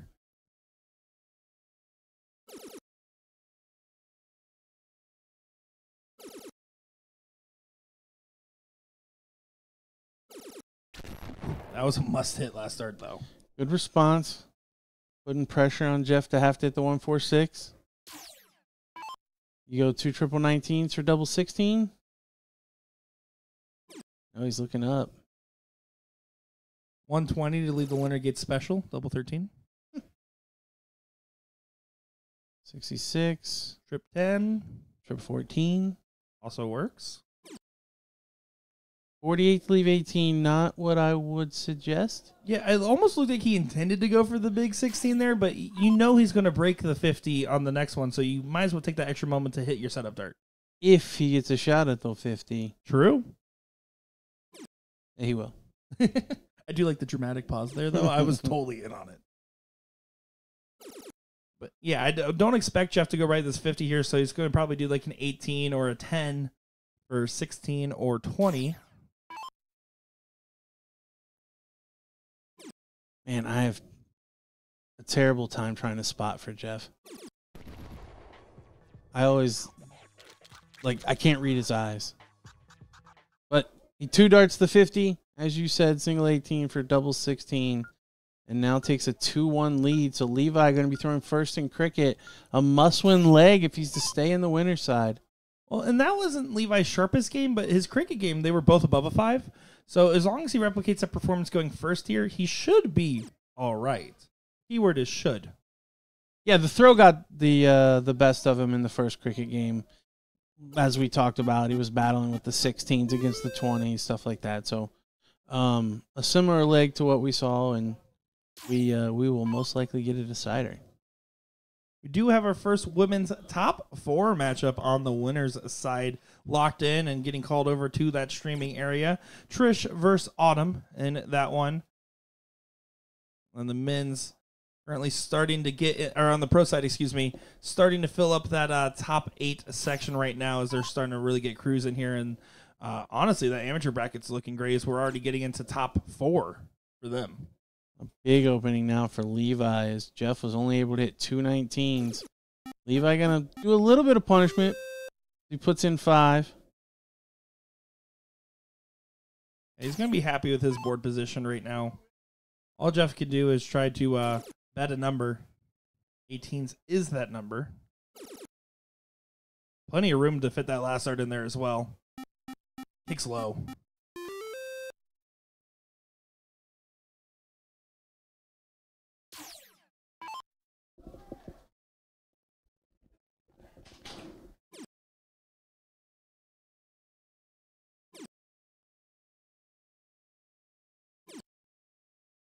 Levi with the power close. Tripping only needing a single.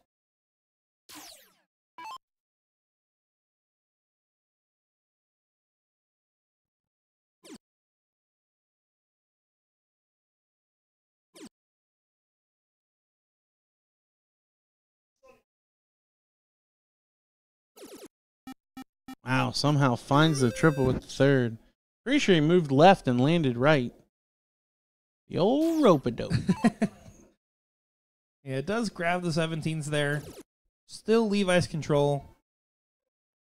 Oh, and he's playing a little conservative with it. He's only going to take the 1 dart. 2 at the point, 1 at the close. A pretty sound strategy if you want to just defend the fact that you have the 20s and 19s. Must-win leg. Gonna protect it. I don't really blame him. If I have the 20s and 19s in a game of cricket where I get both, I'm going to make sure you don't get very many, if any, shots at my numbers. If I can avoid it, at least. But now with the point lead approaching, can just go ahead and start the 17s if he wants. Only need 2 singles on it. Getting a little tricky.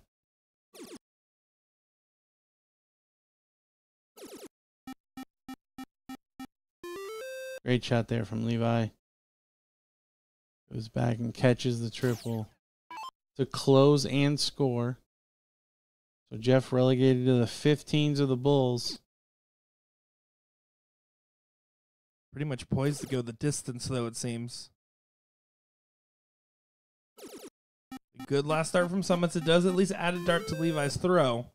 With that 3rd number advantage, he's going to be able to take a swing. He might still... It depends if that first dart trips or not, if he's going to take 1 or 2 darts at that 15. I think you take 2 even if you trip it with the first. That third dart. You staying there? Yes. Again, it's an advantageous spot. You kind of want to take advantage of having the 20. Now, Levi's 6 equals 8 for Jeff. Yeah, he will hit 7. Levi gained 10 on that exchange, so now he only needs 1 single to take the point lead.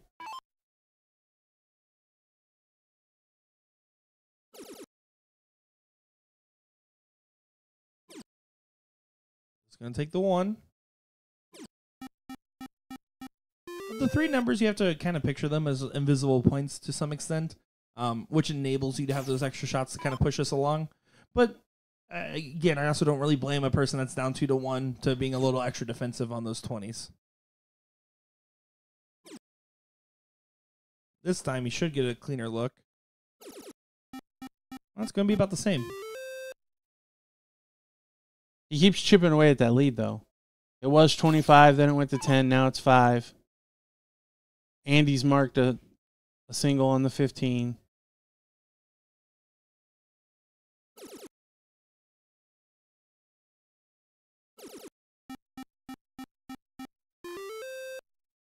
Just going to continue to make Jeff work for it, sweat him out a little bit, and get all the practice on that 20 for the next leg here in 01.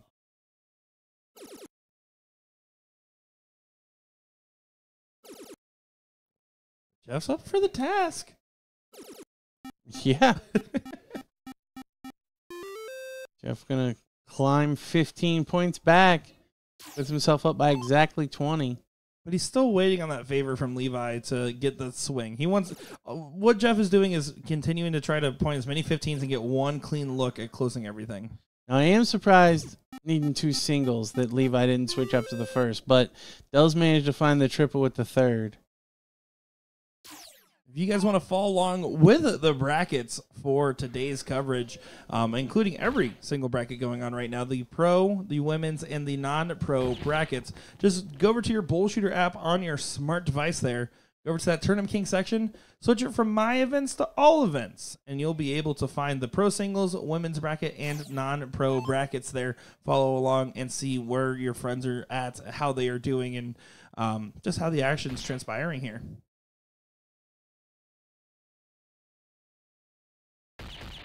Great last there by Levi, polishing off the 4th leg, tying us up at 2 apiece, sending us into a cork.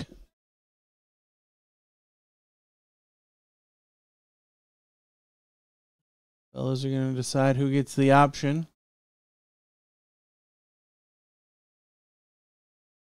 Looks like Jeff will have the first throw at the bull. So closest to the center hole will get to go first in the 5th leg. 1 hole outside the double bull, but still a pretty good dart. You don't like that it lands a little low. Your opponent can typically ride that into the double. But Levi gonna... He kind of pushed that one a little bit. Yeah. I think he was trying to ride it, honestly, and just kind of sailed it a little high. Yeah, I'm always a fan of having my opponent show. I love trying to take advantage of the dart barrel in the board. And if it is a blocker, well, then I'm just going to throw it really hard and hope it works out for me. I go back and forth. That's one thing I've never been consistent on. More often than not, I'll probably show you, but every now and again, I'll just show me one. And I don't know why. It's just whatever comes out of my mouth. Gods possessing you. Yeah, whatever comes out. It's in that moment. Bare minimum on the end for Jeff. If you're looking for the baseline on double in, you're usually trying to find yourself right around 80 to 100 points. Get a good double, get 1 good triple. You're happy. But that's... In and a triple. That's... In and a triple. In and a triple. Yep. You don't necessarily have to come in with the first dart, but if you come in with the second, you want to follow it with a triple. Levi does not punish and, in fact, hurts himself quite a lot by not getting in.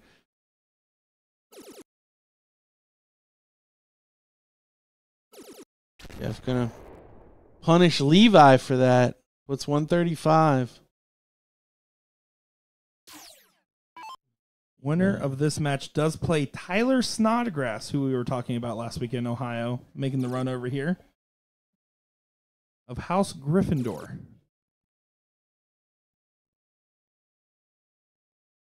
My wife would love that reference. She sent me one earlier today, and my response was, "You know that's lost on me." Oh, I fell asleep in every Harry Potter movie. I've just gotten to the theme park a lot.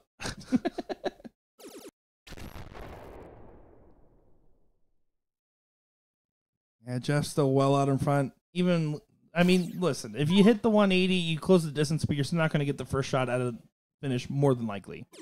Doesn't mean you shouldn't try for it. But right now, Levi's feeling the frustration. He can find another triple, climb his way back into this, yeah. 265, certainly doable in 6. That's what Levi has to be hoping at this point, that he gets 6 darts. He'll need Jeff to miss either this turn or next, though. Oh, and Jeff not going to leave a finish unless he hits a good triple here. Wow. And I would almost wager to say advantage Levi now. Especially if he gets to that finishing range. He needs to hit at least a decent ton right here. Looking at like your 105s, your 140s. Yeah, it has to leave a finish. That dart should not have been at the triple 20, but a good dart nonetheless. Bowler 15. Leave yourself a guaranteed dart. Or 18. Or 18. You're right.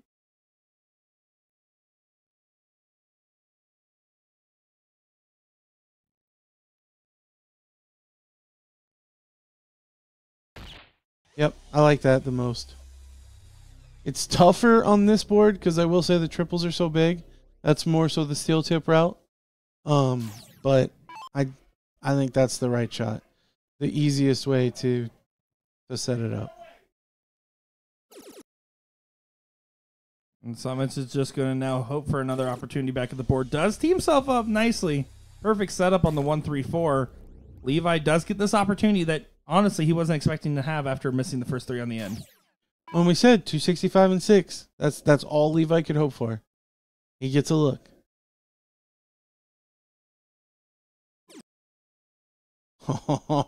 You see him. He thought it was good. It didn't have a bad look to it, that's for sure. Now, Jeff will come up. Needing double 20. And out of frustration, I think, is why he continued to stay there in what was a very beautiful grouping for what was only 60 points. For the match, though, Jeff Summits continuing to try to climb to the top.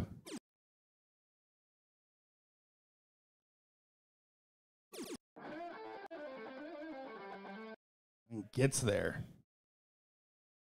And he's flipping the board around in celebration and everything.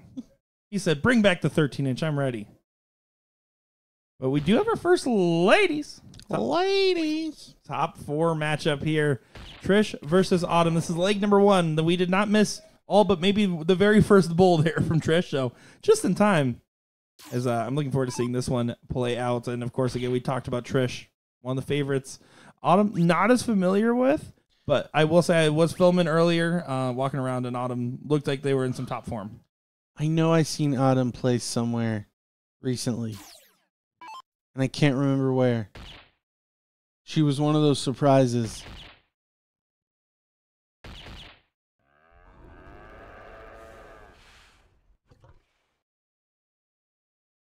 Was it Vegas? Did you go to Vegas? This like 2 weekends ago? Yeah. I was on Vegas, but that I think you're thinking of Nope. It was Autumn. Maybe. I'm not thinking of the girl from Scotland or whatever. Sure you're not thinking of Eve Watson? Nope, I'm not. It's okay if you are. I know I've seen her play recently. Yeah, she crushed the Tennessee regional. Oh, from last tour. Yes. Gotcha, okay. Something like that. I know she killed it the last time I saw her play. Well, it makes sense if you're in the top 4 this deep into the bracket, right?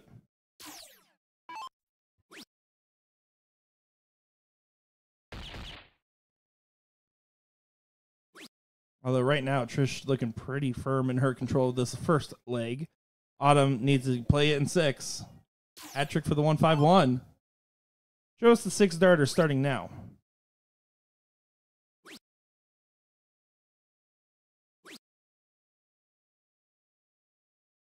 Niagara. Thank you, Randy.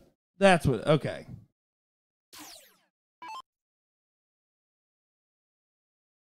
Good morning from Germany. Welcome. Guten Morgen. Is that how you say good morning? Yeah. I need to know like enough to get by. If you recall. Guten Morgen? Guten Morgen. Guten Morgen. Demar, tell us if we're wrong. I'm pretty sure. I'm like 60% sure I'm right. See Trish there, polish off the 78. Guten Morgen. It's like when I told you I had a pretty solid understanding of Spanish over in Chicago. And then you said the most basic. I forget what it was, but you like butchered it. You said, "What does this comment say?" And they said, and they started off with pregunta. I was like, "Oh, they're asking a question." Clearly. Oh yeah, and it had the question mark before and after, like Spanish does. Like, oh, they're asking a question. Oh, Western New York shootout. That has to be it. The Niagara Western New York shootout that was 2 weekends ago. That okay, maybe Because that was going at the same time as the Las Vegas Open. Was Trish there? Western New York? Yeah, maybe. I was in Las Vegas when that was going on. So it was the same weekend. Same weekend. And I was on my couch watching darts, and I stumbled across it. Yeah, I think you're right. Yeah, that was brought on by the To The Point stream people. That's Johnny that's here helping run our event. That's the tournament he helps run out there. Gotcha. I knew I seen her recently, and she played pretty well. I was like, I'm pretty sure I remember it was Lauren Ivers and Jason Barlow's better half. Maria? Maria. Those were the ones dominating at the New York regional this year. Gotcha. No, Trish wasn't there. Okay. Well, yeah, Trish would have been in Vegas during that weekend for the Las Vegas Open. There's so many streams these days. There is more streams than ever.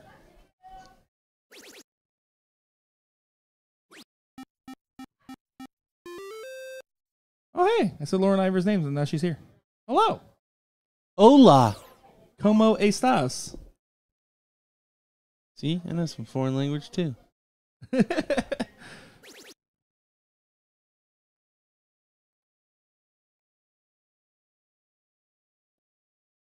Boss man walked in. We're not sure what's going on. Oh. Making sure we have good air circulation in our closet. Although, admittedly, I'm getting all the cool air before it gets to you anyways. I'm getting hot Nick air blown all over me. I feel honored to be described in such a way.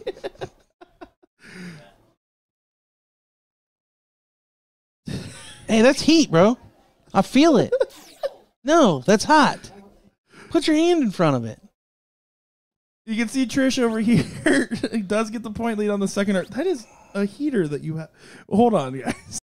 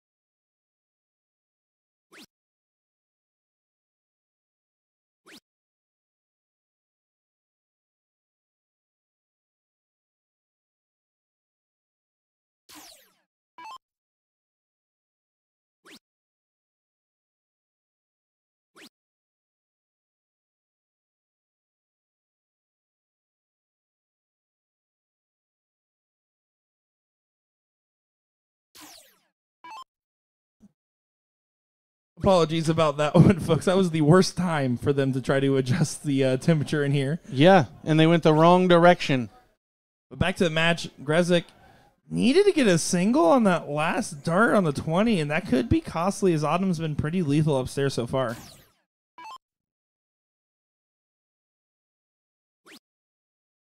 Does she look down or stay with the number advantage?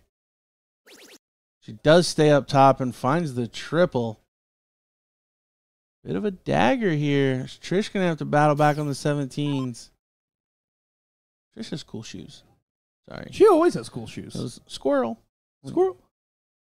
I met Trish, and our first conversation was about her shoes. When back in like 2019, I was at a blind draw before a Las Vegas Dart tournament. Didn't know who she was. She didn't know who I was. No one should have known who I was at that point, to be fair. And I was warming up on dartboard. She's like, "Hey, can I join over with you?" And I was like, "Yeah, sure." And I was like, "Man, you're pretty good." And she's like, "Yeah, I have my own set of darts." And I was like, "Well, me too." I didn't realize what she meant. I brought these. These are not bar darts. And then we started talking about her shoes. So that's how I met Trish Grezik back in 2019, 2018. Like, one of my favorite stories ever is me and like a group of other guys going to a cornhole regional and not bringing our own bags because this was before it was on ESPN and we had no clue that you were supposed to bring your own bags. And then there were bags sitting on a board and we just start playing with them because that's how it is normally. Yeah. And then a guy lets us play for about 20 minutes before he's like, "Hey guys, can I have my bags back?" And we're like, "What do you mean your bags? Whoa, these were here." I don't see your name on these. So then I had to buy bags. Trish looking to get the point lead here. 2 more 17s will do the job. She's done a good job of getting control again in this leg. Yeah, she opted to go for the 16s instead of the 17s. I think she's not really feeling comfortable in the 17 and only putting in 2 there as Autumn finds the double. You like it. Admit it. It was 1 hole away from being outside. But it wasn't. Yeah.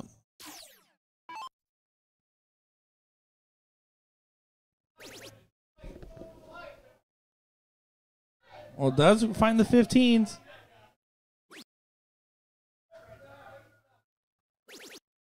And there you go. Beautiful 7. Trish now in firm control and a potential 2-0 win in this top 4 matchup here. Coming up next on our pro side, by the way, we got Chris Alexander, the man with the healed hand, taking on Jeremy Lee for a top 8 matchup there as the rest of the top 8's getting underway. Currently also in that top 8, Seth Stefano, waiting on the winner of Brian Bigham and Doug. As Trish is going to go ahead and get this one sealed up in the next turn, potentially. And then you also have Kid Nasty, that's a legal name, going up against Mike Porterfield. Jeff Summits taking on Tyler Snodgrass as well. So that makes up your top 8 on the pro side. We are actually getting pretty close to that king seat in that 128 bracket, which is a testament to our tournament staff here. So big shout out to them. But Grezik to get it done, as that was a great shot from Autumn. Put some pressure on this, but you still expect her to send it here.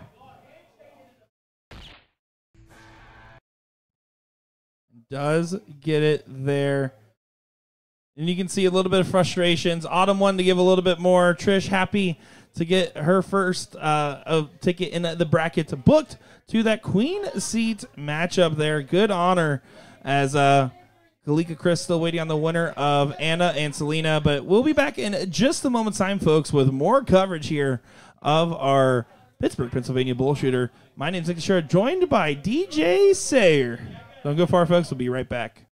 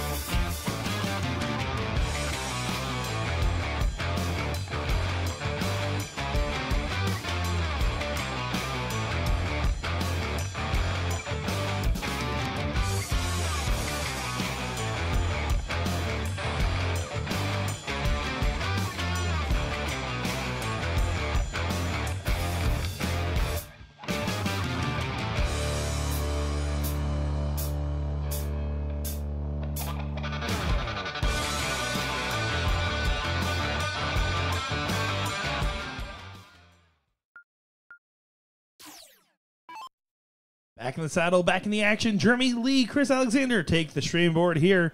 I'm Nick Sure, joined by DJ Sayer to watch another pro singles top 8 matchup here. We also have the other ladies on deck as well for their top 4 matchup of Kalika Chris and Selena Welty. So we'll be on the lookout for that one. But I'm looking forward to seeing Chris Alexander, Jeremy Lee here. Jeremy has a pretty nice stroke. Like, just watching those first 3, because we're getting pretty deep in the pros. So if you're still around here, you've had to have played something. Familiar with Chris, we like to call him the question mark for anyone that doesn't know. Well, and Chris, this is full recovery from, he broke his hand, his throwing hand. Yeah. And so he's now in full recovery. I know he kind of got the cast off around mid-October. Somewhere in that range. But Jeremy Lee's run so far, 3-1 win over Jacob Graham, then a 3-1 win over Sid Vaughn. Oh. And then 3-0 win over Joe Jones to get to this point. They actually have pretty similar strokes. Both pulls it down like right below the right cheek. Full extension.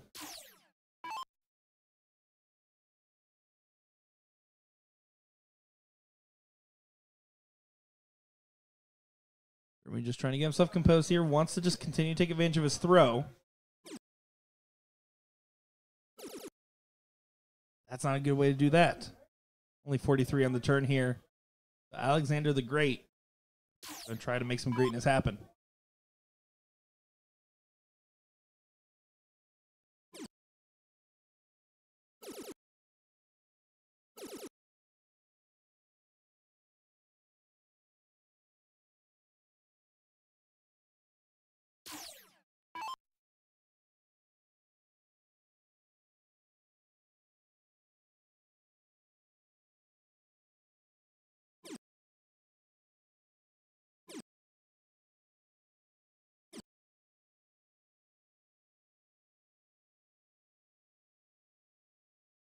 Still another slow turn there. Back-to-back shots in the 40s for Jeremy. You can see Chris not happy with the second there, but has taken the darts. Yeah, but had an opportunity to really go and control that leg. Instead, Jeremy still within touching distance with his first dart.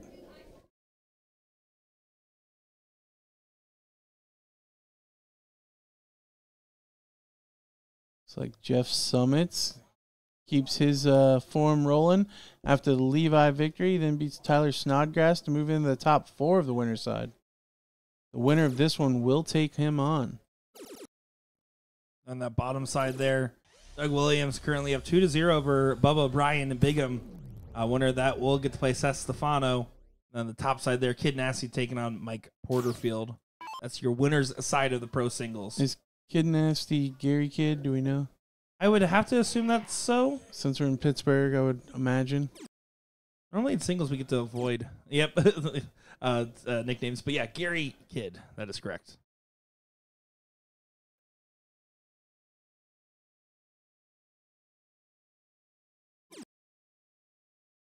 Moved well over on that last start and was not able to make it convert into a treble. Just a single 19. Yeah, trying to leave a finish. Jeremy has 6 from 175.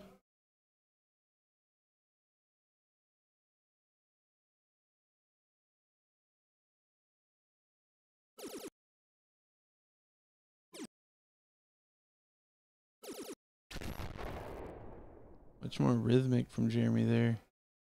Yeah, I think he's feeling a little tight at the moment. You can see him taking that extra couple of moments to get up to the board, having a little bit extra aiming fluid maybe. In either case, he's trying to settle himself down before throwing.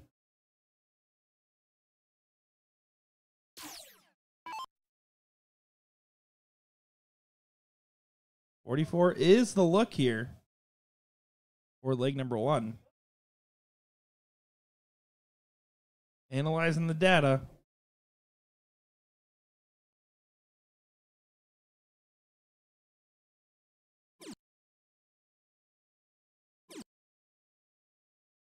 Oh, a little bit of Butterfingers there.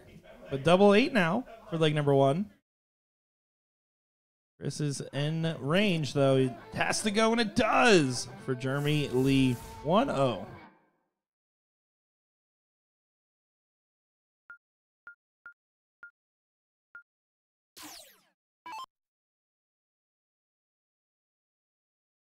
You guys are curious, Chris Alexander is listening to Beyonce. He did tell me he was going to have Beyonce on loop this weekend. Little single ladies jamming in the tunes. I would have to guess. He also didn't tell me that. I'm just assuming. I like the gaslight. That's my new favorite game of the BullShooter tour. Is just start rumors about what people are listening to. And it all started because of Randy Magneto last year in Michigan saying, "You want a fun fact for a live stream?" I was like, "Yeah, what's up, Fern?" He's like, "I'm always listening to Elvis." And then I was like, "Okay, that is a fun fact." And then next time I saw him at a different tournament, I said, "So you're still only listening to Elvis?" He's like, "Where'd you hear that from?" So it turns out he was messing with me a little bit there. Just blatantly lied to your face and you believed it. It's in the mix. I mean, Randy Fern listening to some Elvis is not the most surprising. Only Elvis is crazy. That is also true. Like, I could handle a couple of Elvis songs, but only Elvis?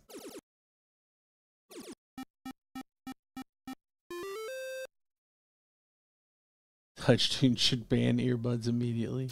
The music company banning headphones would be a crazy move. Yeah. You have to play our jukebox. Here's some free credits. Someone asked what I used to listen to. I never really played with headphones unless it was a remote tournament. But when I did play with headphones, my playlist mostly consisted of Weezer, Fall Out Boy, All Time Low, My Chemical Romance, Panic at the Disco, pretty much anything from pop punk genre circa 2005 to 2015.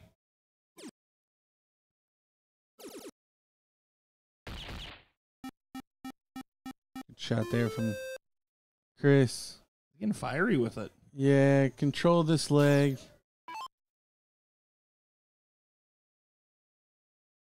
See what, the pace of Jeremy would drive me mad. Those look like they're at least having some gamesmanship in the background there, but he definitely does like to intentionally play a little bit slower. I don't think maybe he's not doing it intentionally to his opponent, but he's definitely intentionally doing it to himself at the very least. Yeah, I don't know that there's any malice there, but he certainly takes his time to get to the board. He throws them fast once he gets there, but he takes his time to get there every time. And you can see Chris back there like pacing and ready to go. Yeah, like he's trying to keep himself juiced up. Nikki Henshaw talking about that she was listening to State Champs. I was trying to guess hers last weekend. State Champs, best song by them is Elevated. Changed my mind.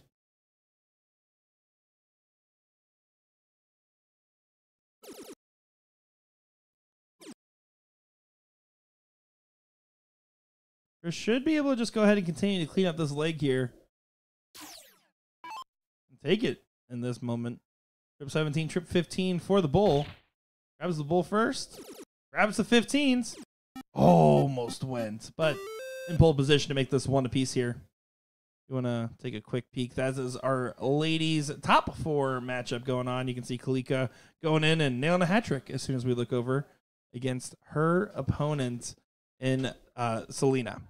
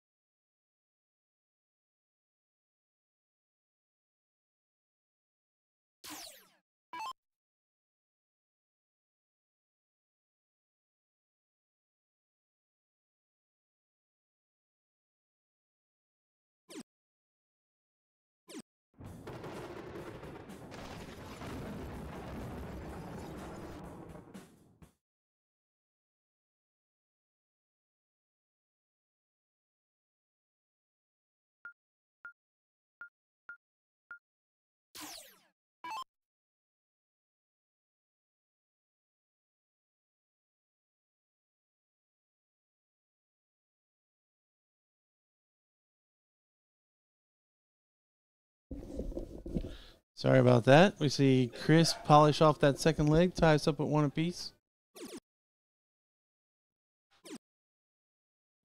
Jeremy getting in on double 14. I don't mind whichever double you choose to get in if you're pretty comfortable in hitting it. I'm a big fan of the 16 for missing high and left. I will say, honestly, for more often than not, I see plenty of people spend way too many darts shooting the double 20 in. That just probably shouldn't have been staying there for as long as they did, and you can see Chris was quick to switch. No collect, though. Honestly, 14's my parachute. Like, a parachute. If I'm missing, because it's the best one that's more vertical, that's the one that I'll typically go to when I'm not feeling the doubles. Yeah, I'm always a fan of the 16, 15s, doing something along the bottom of the boards. At the end of the day, just hit a double. Someone was arguing with us last week, and they were like, well, couldn't you just go for bull to get the max in at 170? I was like, you could. Yeah. But you can do whatever you want. But if you're going to miss more often going that route, it's probably not smart. It's true. You can see there, no damage done, by the way, as Chris immediately closes that distance down after not getting on the first three. Jeremy's had some trouble collecting on the scoring rounds here.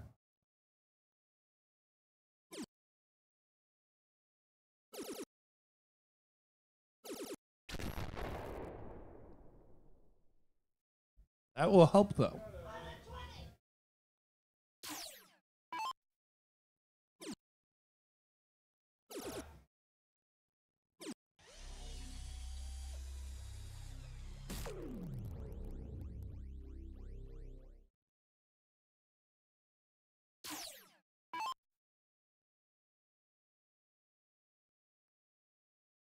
Jeremy again taking that time before getting to the board. No, this time I think he's doing a little bit of math. So here, 96 should be the route. Now you go up to the 20. Now you go to the 17 or 20. Or 17. But yeah, once you have the single 19, then you're switching away, typically. 99 or 96 was the maths, but he finds two triples, so he leaves it out.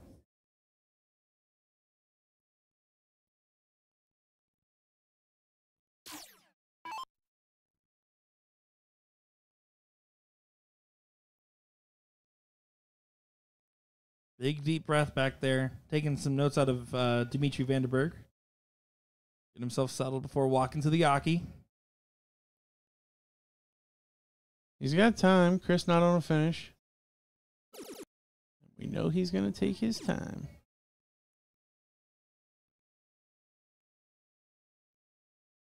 Should just be pretty straightforward. Walk up and hit the single 20. Don't drag it low.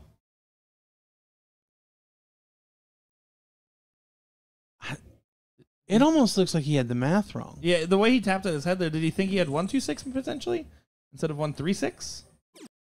That had to have been the math thing there because you saw he almost. I think he thought bull. he had 116. Like I think he shot for 419s for double 20, and then he saw 60. Because even if you had, well, I guess if you had 69, you're still going aggressive at the triple 20 or triple 19. He didn't look like he went aggressive at it. I don't know. It'd be interesting to know what he thought 76 was going to leave. But no harm, no foul. Chris Alexander does go ahead and put some pressure on it, though. Beautiful 180. And he lets Jeremy know about it. I'm a big fan of the roars.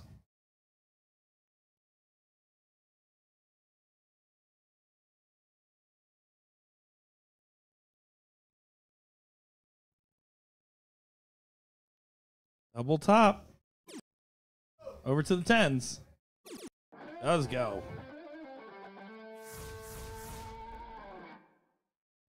So when you were out there playing all the time, how would you handle playing a slower paced player? Not pay attention to it. Try to. Like I'm usually walking longer distances back, or I'm drinking water more, something. Just try to make sure when you do turn around to the board, it's open and ready for you to play at it. Yep.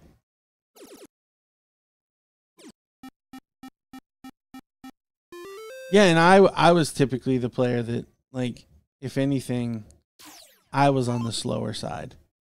Like, I don't think that I was ever a slow player. Yeah. But I certainly was a setup player, not a rhythmic thrower.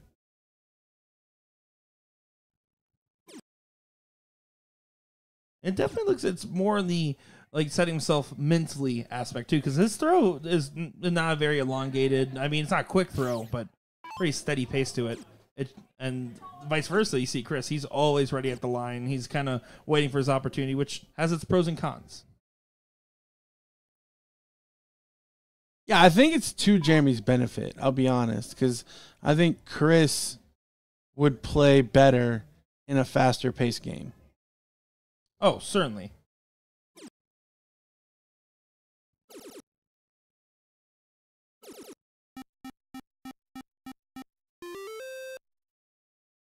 Does recover from his 2 mark on the previous turn there. Finds 7. Chris already does have the prime 2 pieces of real estate, though. Oh, Only one. That's the opening right there. Grab 18, grab a 19 or a 20.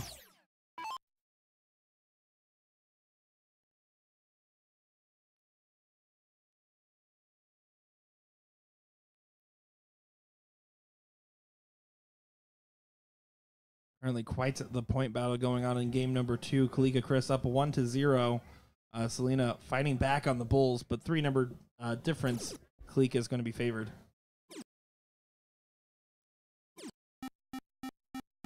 That was nearly the perfect turn. Only need that 18 to be a triple to get that point lead as well. You're going to be happy taking away those 20s and 19s there. Chris going for the 16s instead of the 17s. Definitely an interesting shot selection. Yeah, you don't see people favor 16s more than 17s very often. Like, Gordon and I argue that after the 20, the 17 might be the most popular number. Oh, I wouldn't really disagree. I know in Florida, just playing leagues and learning with Kenny Doyle, it was always his opt to go 17 before 18. And there's no good reason. I played with Joe Hedrick last week. Our first cricket game, he looks at me, he's like, "No, I know this is kind of unorthodox, but I love the 17s." And I told him, I was like, "Joe, I have no problem being the complimentary player. You go do whatever you want, and I'll fill in the gaps, or at least attempt to." And that's a good dichotomy right there to have. But yeah, he definitely, I mean, we would have the 20 to score on, and he's going at 17s. This time, after blocking himself on the 16, said, I guess I'll use those 17s that were up for grabs. I forgot about those. Oh, yeah. And now back to a 2-number advantage. Ken Armstrong saying bring in a shot clock. So we do have a shot clock. If you look directly above the 20, 19, 18, 17, all that in the middle there, there is a timer counting down. I would argue 45 seconds might be too long. Yeah, it's a bit generous on the shot clock, but it's also hard because there is moments where you have equipment failures and it's more necessary talking with the partner. And to be fair, it's not like he's running it up against the clock ever. Yeah. Like, I mean, he is throwing with at least 15 seconds still on that clock. It's just every time he's taking his time to get to the board. But that's his right. Kalika Chris does make her way to that queen seat matchup as we kind of shaped it up. Kalika Chris, Trish Grezik partners going to be opponents in that queen seat. We will get that match next after this one.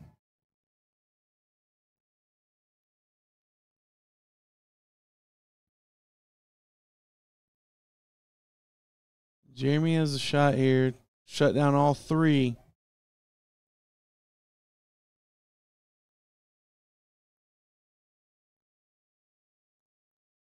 Now, if you hit the 17, start the 17s, you hit at least a single. Do you stay to hit another single and grab another number? Nope. Nope. Once you can't do all 3, you got to go with the bull. He does have a fairly sizable lead, though. I was thinking it was closer than that. I mean, it still puts pressure on Chris to have to hit a decent shot to take the lead. And there's the decent shot. More than decent. A 1.5 on the 16s. Continuing to give it some stuff there. This is pretty much set to go to a last leg decider here.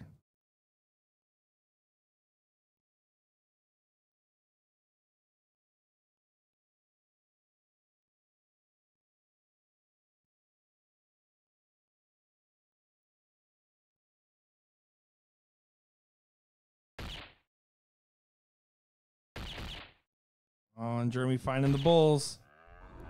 Just enough to say, hey, Chris, you better hit it. I'm keeping myself near striking distance. I would leave a game shot of Chris Bagels here. I don't mind this from Chris, though, with game shot on mine to take that extra step back because he was going with his rhythm, immediately walking up and realized, hey, let me slow it down for a second, taking the moment.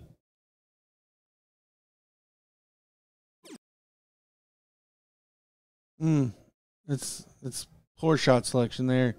Needed another 16 to push the bull out of 3-dart finish range. Only exactly 50 up. So Jeremy does have a look here. They're having some fun together. They're high-fiving in the backgrounds. One time on the one time. Jeremy can hit this for the match. It would be a big one. It would be quite the one.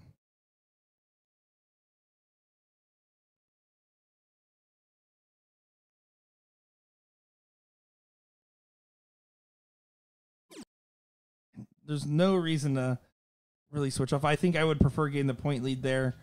Yeah, I mean, if you close up, you're leaving yourself 2 bulls to 3. But yeah, I don't mind applying that pressure. I think that was decent shot selection there from Jeremy.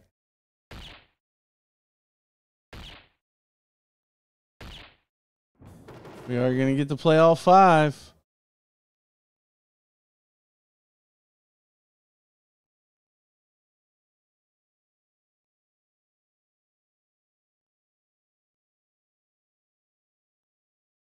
Looks like Jeremy may be the one showing here. manifesting.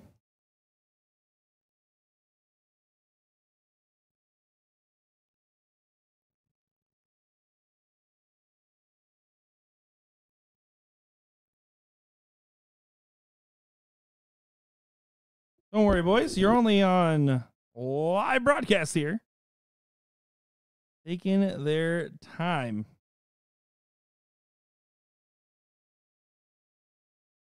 Here we go. Getting into it. Onto the diddle. Jeremy lead a show first. It's not a bad one. One hole outside the double. Not hanging on the bottom side there.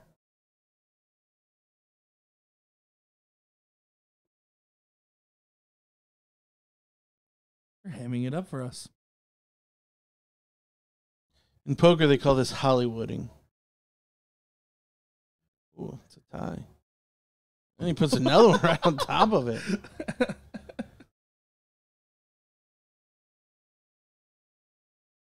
Well, at this point, you move to the right side of the Aki, you throw into those darts. You have a whole wall of them deflect into the bowl. Something along those lines, at least.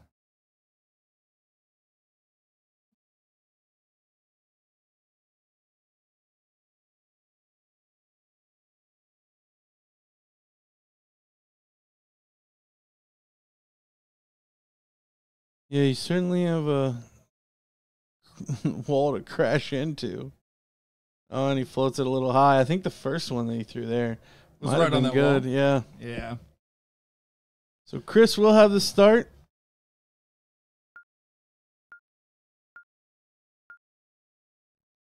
Here we go. One more leg of action. By the way, Brian Bigham was down 2-0 and comes back against Doug Williams, by the way. And that matchup, now facing off Seth Stefano in that top 8. And, of course, this is the other top 8 match. Winner of this match plays Jeff Summits. On the bottom side, Mike Porterfield waiting for Stefano or Bigham.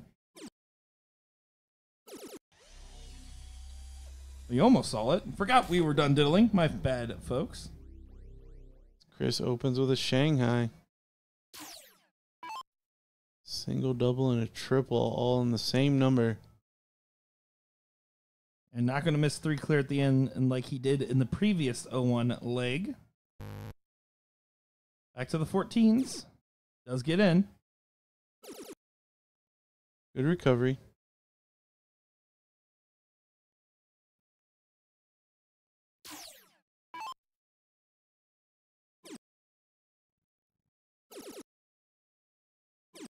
Chris, for those unfamiliar, probably most well known for winning the blind draw here with me last year in Pennsylvania.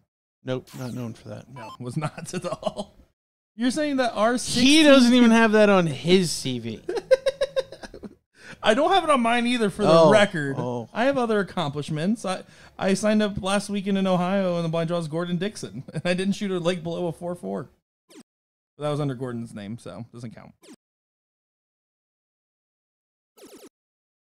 Billy saying Jeremy's an AM playing in the pro. I like it. Yeah, I mean, he's certainly a solid player. Just we got to speed him up just a tad. I gotta give him a little go-go juice. Get him some Red Bull. See if it gives him wings. Ooh, and a Slack visit there from Chris.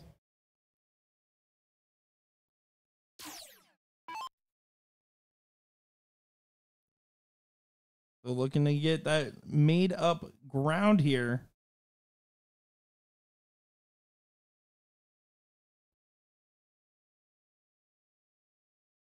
Philly, if this is your fault, we have some words. Philly saying he told him to play slow. Is that real, or are you just saying that? Well, let's rephrase it. Does he normally play this slow?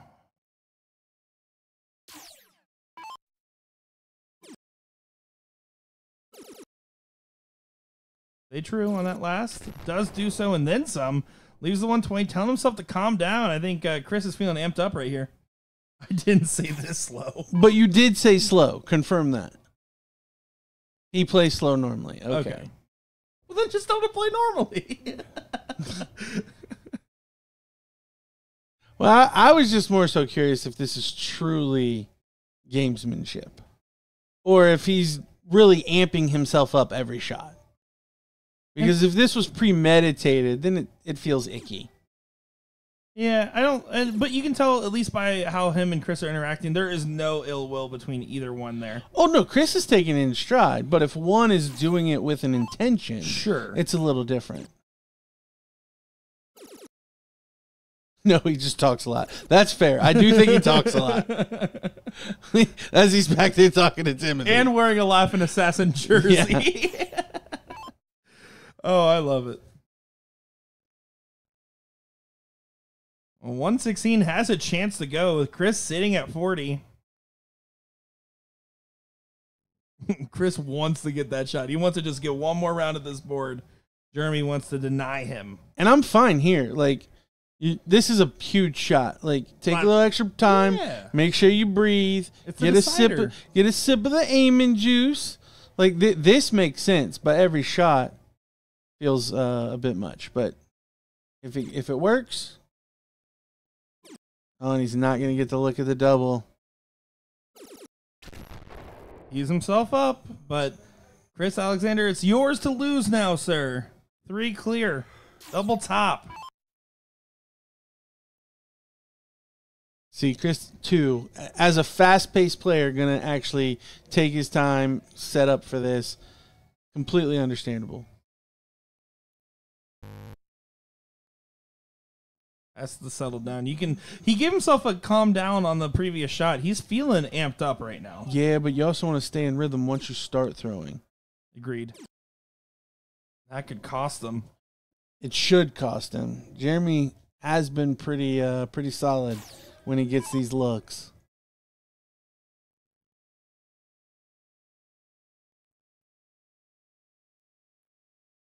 Yeah, Chris kind of beating himself up. Knows that he should have won this leg and the match. Jeremy still has to walk through the door, though. Does do so. And you can see them giving some love to each other there.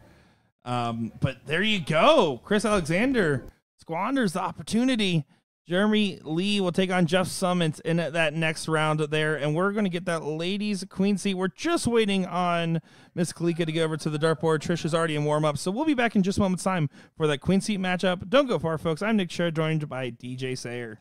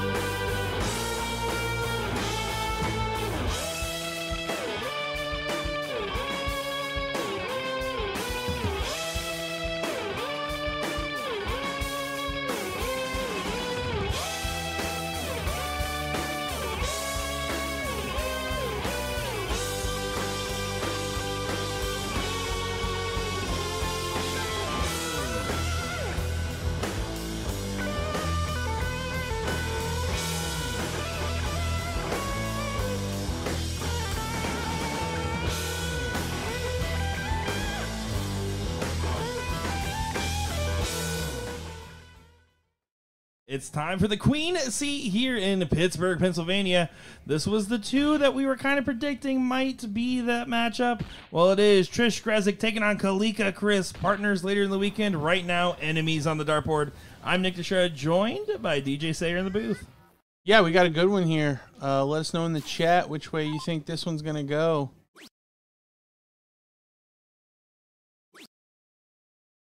We'll see. Kalika and Trish went on the run last year and got a win in doubles. Don't recall which one of these ladies won singles from last year, but so far looking at the field, they've been going pretty strong through it all.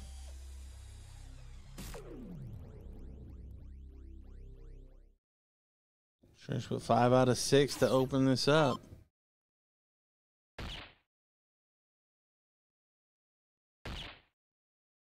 Trish has lost 2 legs on the day. Kalika, 0. Ooh. Looking like she might lose this one unless she gets some help from Trish. Trish not looking like she's wanting to give any help. Yeah, another hat trick, 2 in the leg for Grezik. So Kalika trying to hit 150 for 152. Might be able to do so just in case. Oh, gets away on the last.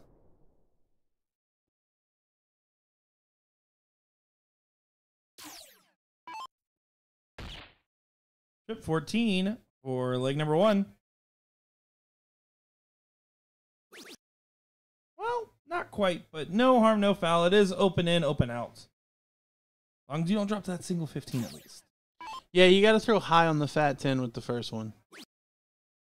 Typically, you'll land high or low. So you kind of aim towards the high side, towards the 6 on the fat 10. Worst case scenario, you catch a 6. You got a big fat 4 to finish it up. Or you take one real high at the double 5. Ooh, barely. But she does get it done. Even points it out over there. They're kind of having a laugh, but Kalika's like, I'm at the hockey. I'm ready to throw. Let's get it going. Yeah, is what it is. As you can see, she is locked in. She was paying no mind. She had the headphones in. She was just thinking about her first 3 darts here. Goes wayward on the first and the second. Needs to find the middle. Doesn't get there with only 1 mark in the open. Yeah, slack open there. Can Trish punish? Awkward with her dart hanging over top. She just needs to probably just drill the single on this last, and that's kind of what happens. Still going for the trip. Catches to the left side. Yeah, sometimes you got to settle for the singles. Knowing that the close there, because of the open from your opponent, is so important. Settle for the singles is how I got my last couple of relationships. 5 marks there from Kalika Chris. That my first real eye roll out of you? For sure. That's pretty bad. I've had worse.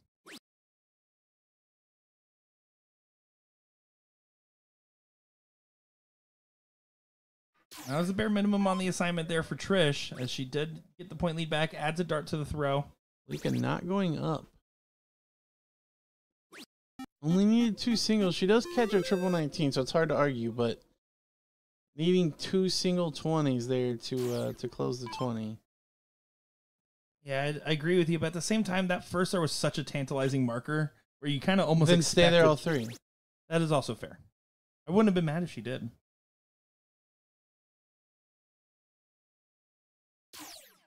Like here should definitely close to 20 in this visit. It's an extra dart for it. Oh no. That's going to cause some trouble. Yeah, that could come back to cost her. Definitely don't want Trish teeing off on the 20 against you. Eventually, she will find the huge shot. Of course, playing for that invitational shootout spot, the women do get a ticket at this.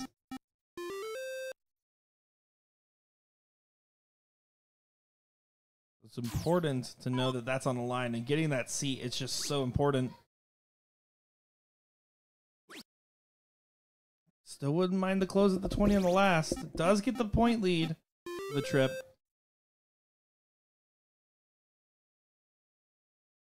With the X on it, it's just so inviting to try to get that close.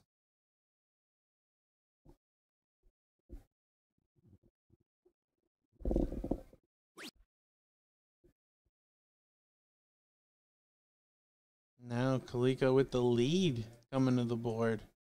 The 20 has to go away now.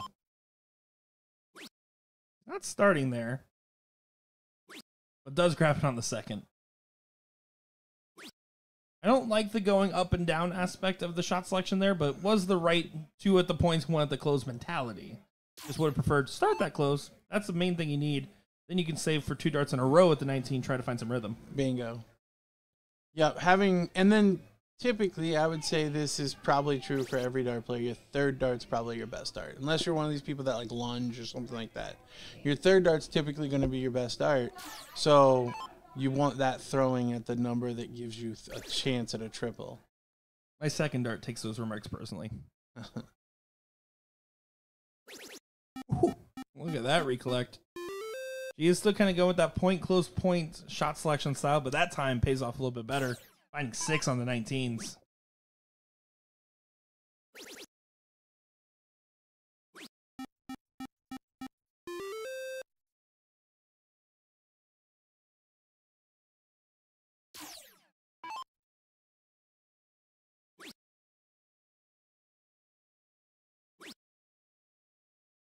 Another single to shut it down. She does. But a pretty solid performance so far in this cricket leg. If we were to put the equivocal target line for ladies, I'd say that 4-0 mark for the cricket. And they have a higher range than that. But on the day average, you would want to try to get close to that high 3, low 4 is usually the target line to have a pretty deep run in the bracket like this. And then, of course, 2 bowls around.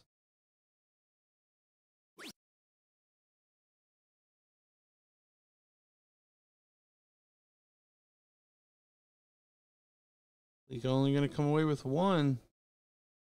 Another opening now for Trish.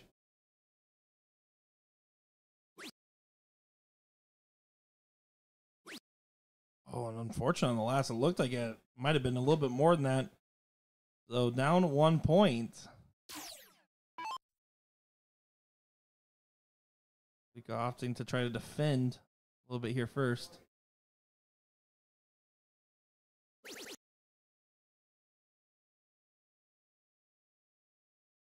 Let's find trip 19 on the last.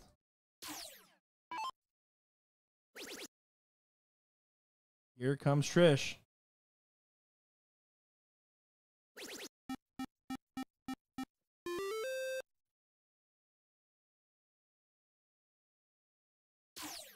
Think you're going to need 3 19s to retake the point lead.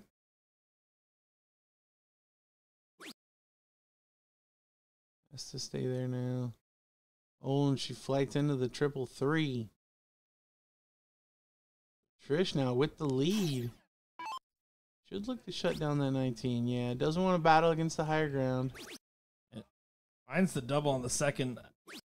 Then back to the 17th. Now that's one of those doubles I'm not as sure about, especially when your first one was not blocking the 19.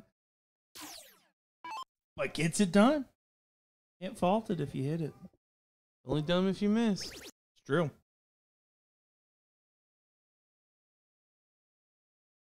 Leak is just not able to put a couple of darts together. Finding a triple a turn. But when you miss the other 2, it's essentially just hitting singles. Yeah, definitely receding in her average as this leg has progressed here. Just looking for a couple of those to really get together and collect.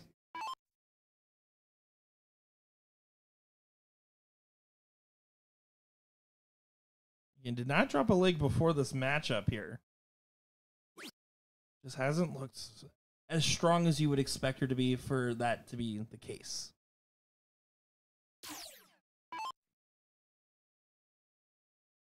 Up to Trish to close that door, though.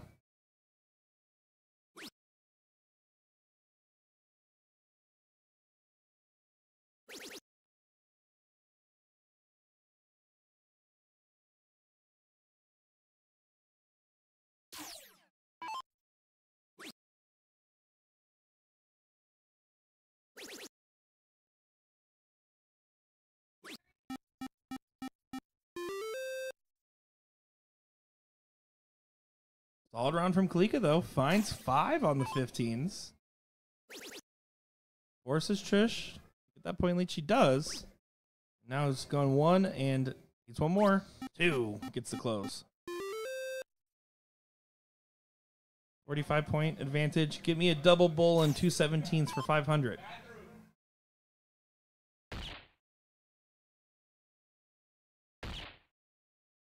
I just stay on it. Does stay.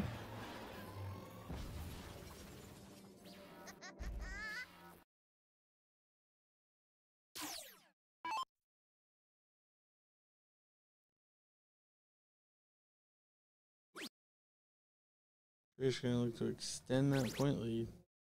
Big third takes away the 3-dart finish.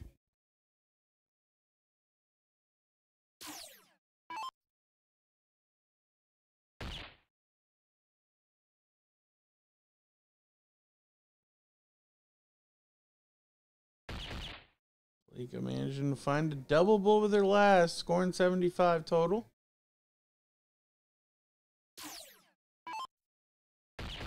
Oh, huge first start there from Trish. Needs one more bull. There it is. So Trish takes a 2-0 victory, sending her partner into the losers bracket. And we have game 5 of Seth Stefano and Brian Bigham. It's not on our feature board, but we'll show that to you now. Looks like we got a court coming in. Yeah, you can't pass this up. The winner of this gets Aurora playing Mike Porterfield, which will be our next streamed matchup. So we might as well stay for one Lego one. This is going to be a little too juicy to say no to. And then after that, we will get that top 4 and that pro seat matchups next. But stepping up to the line here is going to be Bubba Brian Bigham. Going up against Shiesty Boy. Jose Stefano, that's his name. And that's exactly how Gordon was saying it, by the way, last weekend. I wasn't even doing that impression for once.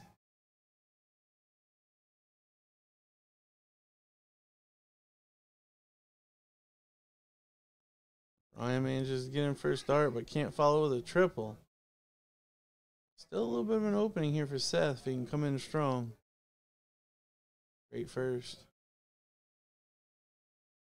Unlucky on the second.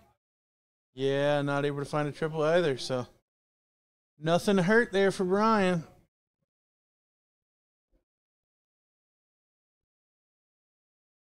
Let's see what Bubba's got here. He's already survived a 2-0 down against Doug Williams. Now in our last leg decider. Porterfield, I believe, has only dropped, 1 leg on the whole day. One to Kid Nasty.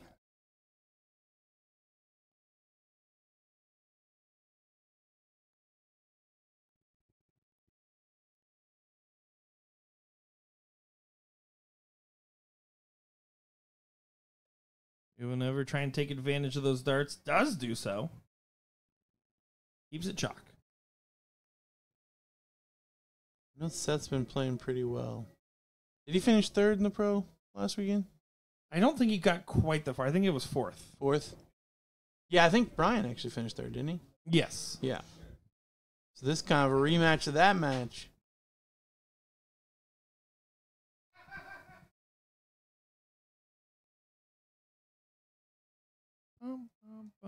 Sorry guys, Sweet Caroline's playing in the background. I started bomb. Whoopsie.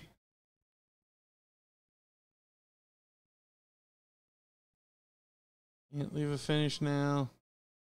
Only gonna hit a ton. Advantage to Brian. 230 plays 215. I just try to set it up. At least 100 for the little fish. 2 trebles and you're feeling really happy. There's the first. There's the second. They're both on the bottom too. Perfect. Lots of room. 180 at the best time. Yeah, that's a gorgeous start right there. Seth's going to have to pressure. Can he follow? He does, essentially, a 177. That's a good shot there, but Ryan gets the first chance to walk through the door. Ryan has to take a setup dart.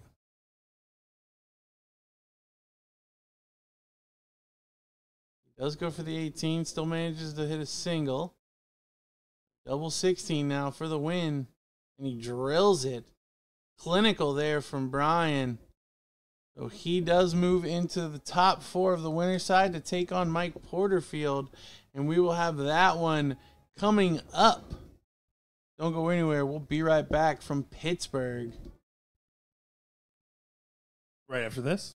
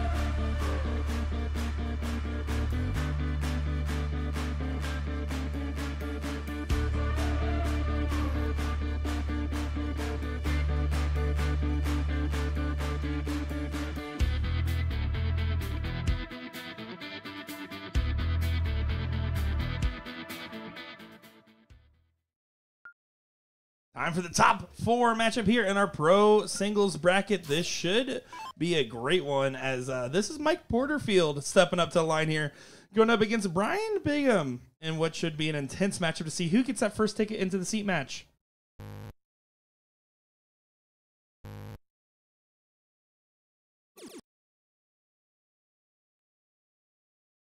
So our first look at Mike so far today. We as well as the audience seem to peg him as the on-paper favorite to retain his title here. And Brian's going to try to stop him in that run, right? And then if he does get through this match, the winner of this match plays Jeff Summits in that seat match, as it looks like Jeremy Lee did get knocked down. Porterfield wanted to make it known that both him and Brian are using the Mike Porterfield flights. So you know who Brian's cheering for in this one.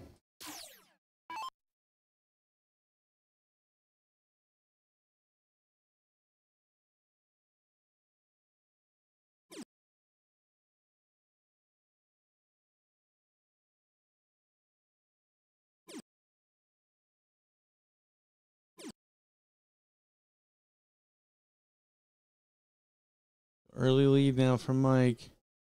Going first.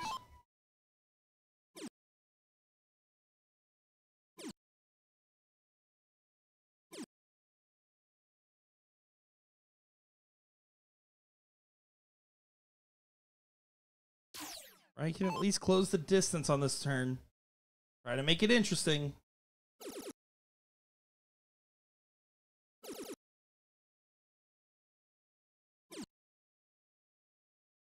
They're showing some frustrations. He has not played well in the matches where he's jumped out in front. In fact, I think he's a man from playing in very rough last leg deciding positions, it seems. No one wants to have that lifestyle, but if that's the way your matches are going and you're winning them, good on you.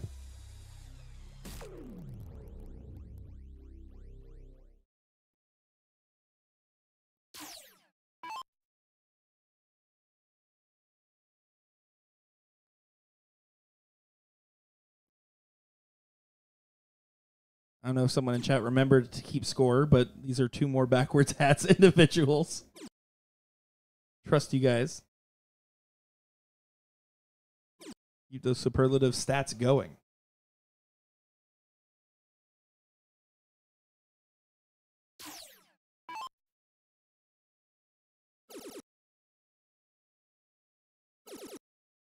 Oh, 4. Whew. 1, 2, 2. A very solid performance there from Porterfield. Nice 15 dart hold a throw.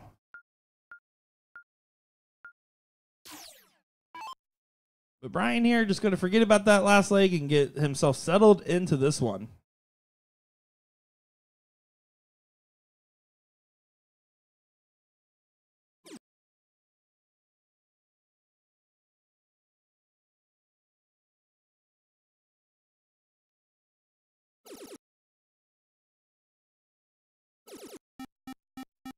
Pretty decent open there as he finds 720s.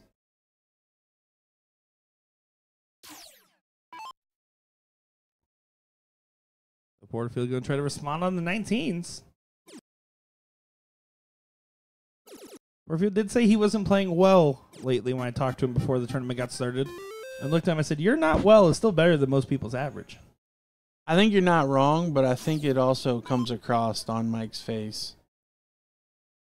The confidence just isn't where we see him sometimes. Conversely, Brian's face always just looks that mean on the dartboard. You can't have a nickname like Bubba and not look mean. Really is a nice guy, though. Oh, super nice.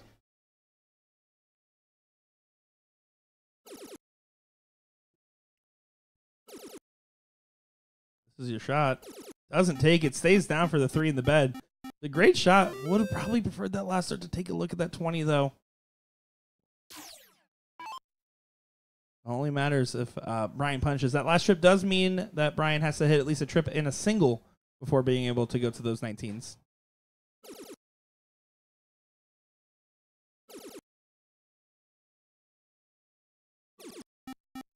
Great answer.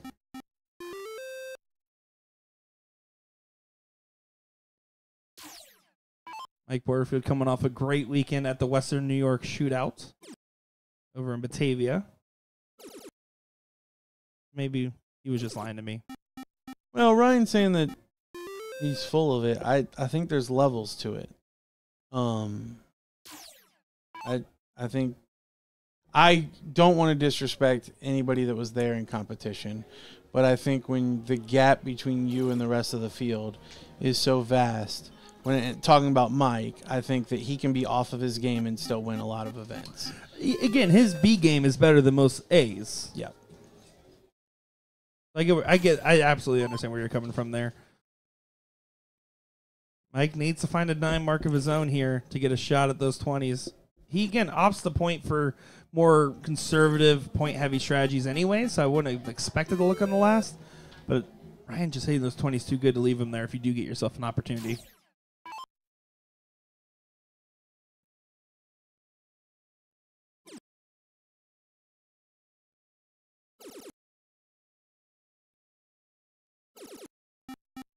Great answer.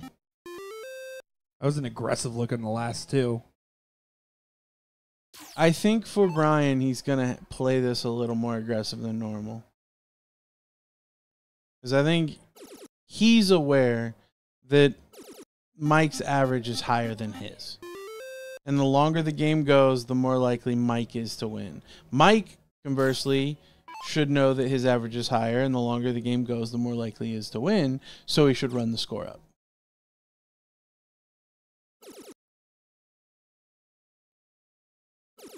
He keeps that's another third dart close. That's perfect. Off. No, it's textbook way of playing this. It's beautiful. Granted, throwing 7s every time, you're going to be pretty successful. That said, I think he's placing the darts where they need to be.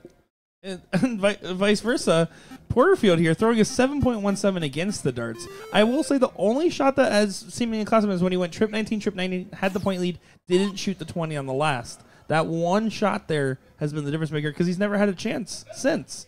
Other than opportunities where he should have hit 9s and he unfortunately only hit 5s or 7s. This is that opening, though. That's a little bit of an opening, honestly, with the way these two are playing right now. Only a 5 mark is a win for Mike, especially against the 20. And he has to throw 6 16s just to lose 4 points. See, those are the darts where, again, it was a good stay because he hit it.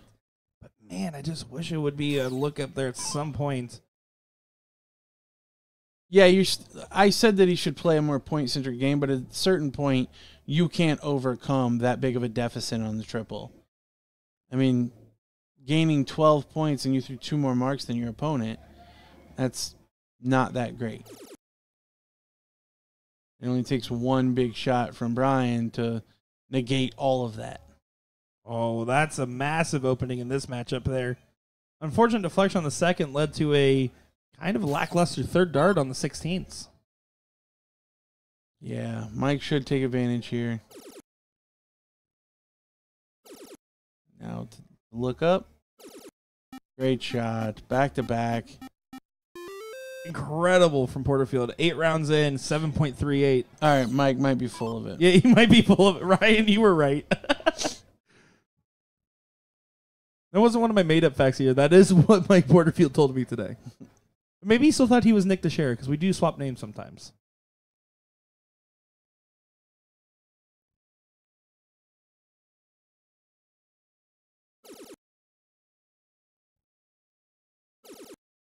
Take the 16. Oh, He stayed. he filled it up. Porterfield's in those 16s really good, though. Well, and I just like putting that pressure on your opponent to have to throw a triple and 3 bulls, or you throw 4 bulls and you win. Well, does hit it on the last with a beautiful double. Bit aggressive, really. Compared to where he was playing earlier, I would absolutely agree with that. 20-point difference here. Yeah, still a 3 dart out. Double bull, trip 16 for Bubba to make this one apiece. Not going to finish it. And honestly, hard to get into that double at this point. Switch to the trip 16. Just leave it as a 3-3. You need a favor anyways from Porterfield. Yep. Trip that 16, make him throw a hat trick. More than likely he does it, but you never know.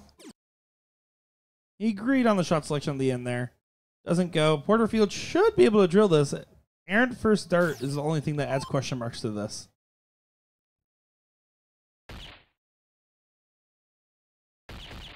Beautiful from Porterfield for a 2-0 advantage.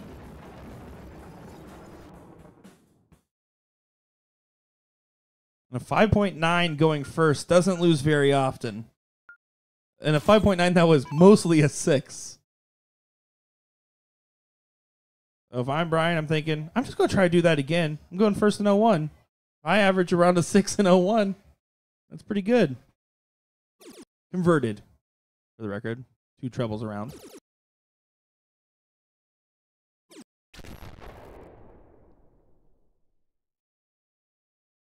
112 on the start there. Not a bad end.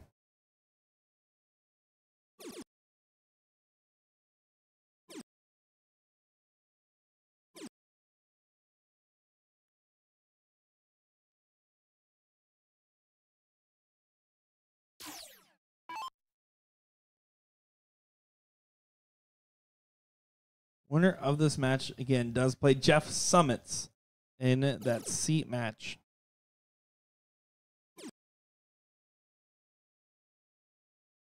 Mike Porterfield's dropped 1 leg on the day.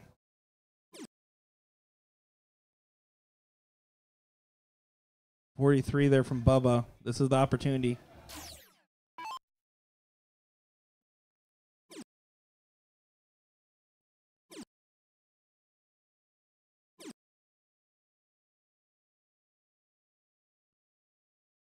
Reagan asking, has there been a 9-darter on stream yet? No, but we are waiting. We want one. We've gotten 8 out of 9 darts into one. On the tour. Not yet here.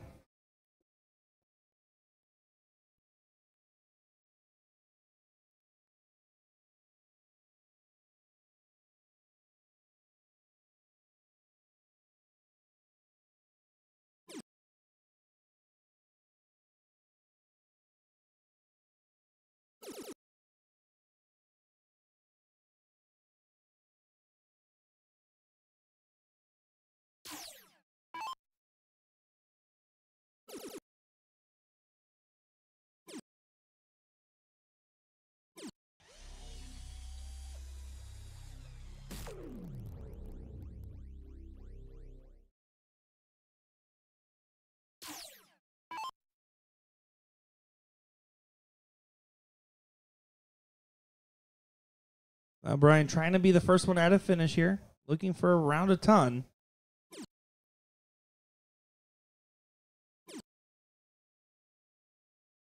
Gotta find a triple now. He knows it too. Porterfield chomping at the bit, looking at the floor, just waiting for that board to change over. This is for a big snipe here. You can get to the first finish after being 2-0 up. You're going to be feeling pretty good.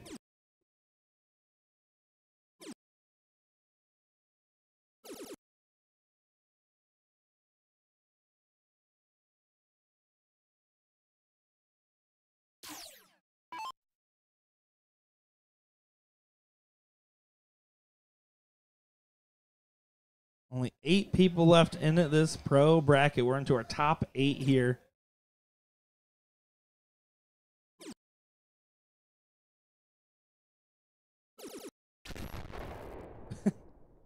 You can let his darts know how he felt about that one. Wondering where they were.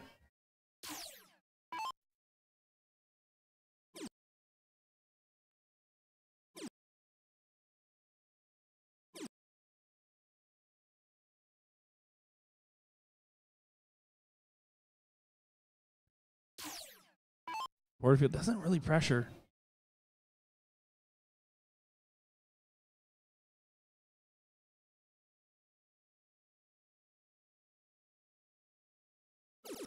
Great first start. So look at Tops to pull one back. He will still have to break the throw in the fourth. Yeah. Great two-dart finish there from Brian.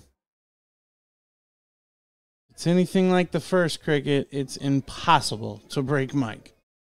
I think they're also both saying, how do we throw that good in cricket and gave both sub 30 averages in a 1? Yeah, that's a tale of two tapes right there.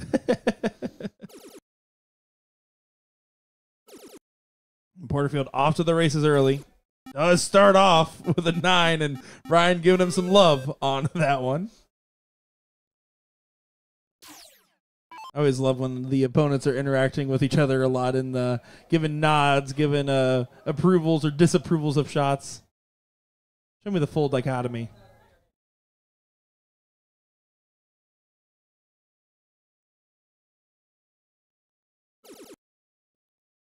Brian knows he needs to respond. Minimum 7. Does manage 7.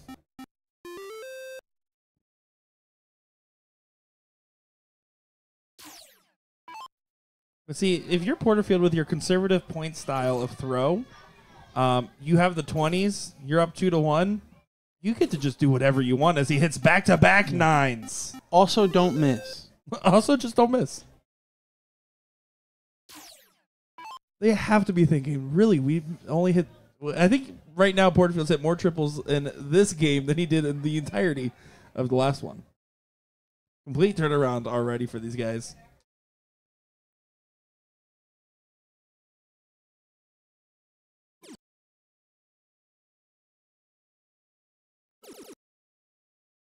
Good third, but not enough. It's never going to be enough, truthfully. With Mike having the throw and not missing a dart.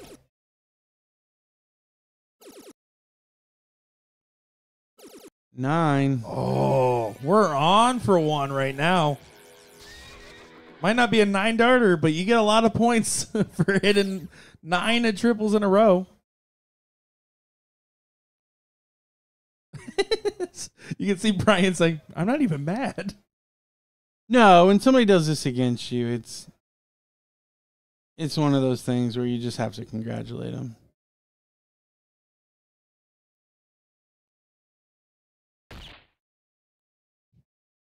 I'm just going right at the Bulls here. Yeah, literally nothing that Brian could have done to change the outcome of this leg. He gives little points to the camera saying, sayonara. Double bull, single bull for a perfect cricket leg for Mike Porterfield. Oh, it's only semi-perfect now, Mike. 7.5. 9 mark, 9 mark, 9 mark hat trick. No notes. Good darts. Yeah, well played there by Mike. He started slightly slow, but definitely pulled it out in the end. Fortunately for Bubba, he is not done. He will be in a 5th, 6th place match on the loser's side. We have our king seat ready to roll as well. So Mike Porterfield will take on Jeff Summits. That should be pretty quick to the board. So don't go anywhere. We'll be right back.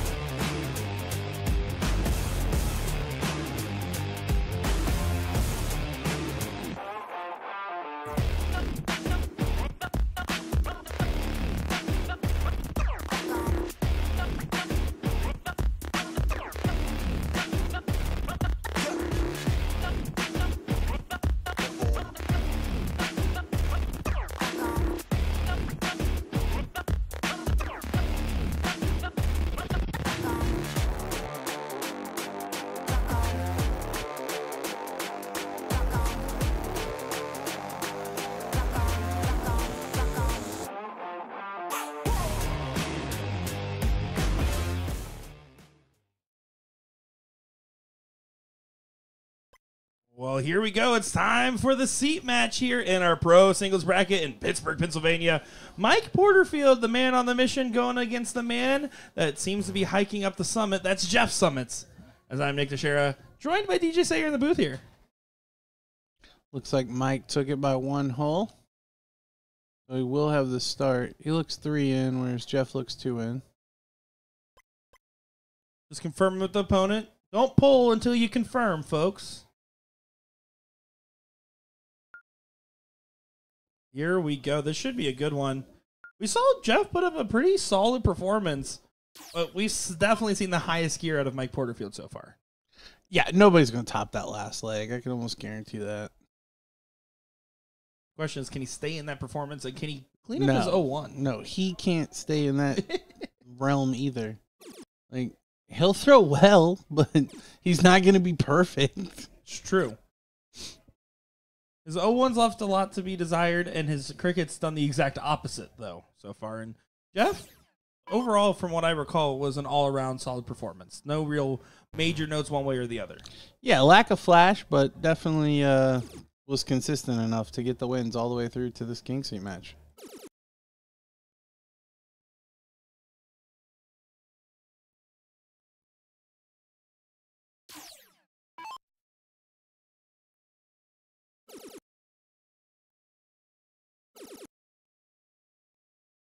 Porterfield does go ahead and load up a 180 there to get off to the races. He says, I'll fix my 0-1 game. How about some of this?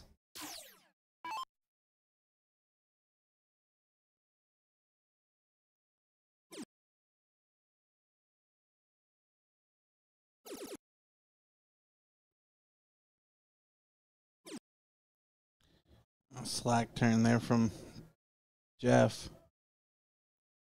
So Mike way in control of this leg now.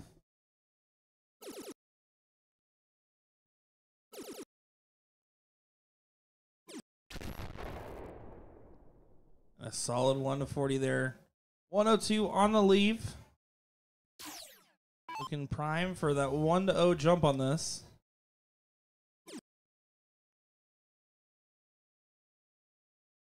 Your remaining players into this bracket. Brian McConnell B-Mac taking on Brian Bigham Bubba on the 5th-6 top side. 5th-6 bottom side, Jeremy Lee, who we saw play against Chris Alexander, taking on Seth Stefano. Who we kind of saw eliminate Levi Bilger. True. Looked like the last leg was a 12-dart leg, so Seth finding some form there. Yeah, and he lost in a tough last leg decider when we saw him earlier. Yeah, to Brian Bigham. Porterfield on 18 for his return. Went inside on the 36 for the win. It's very safely planted that last start just in case. There was no aggression at that triple.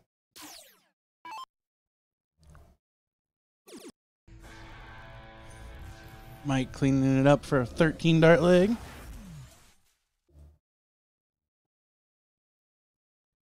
That'll do.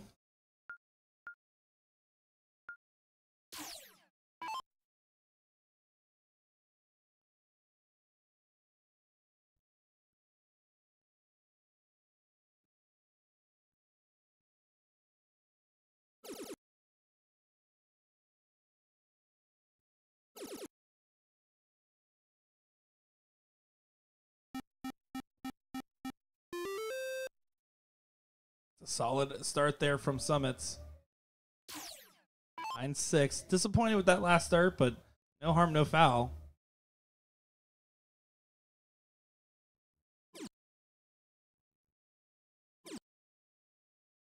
And only 2 from Mike.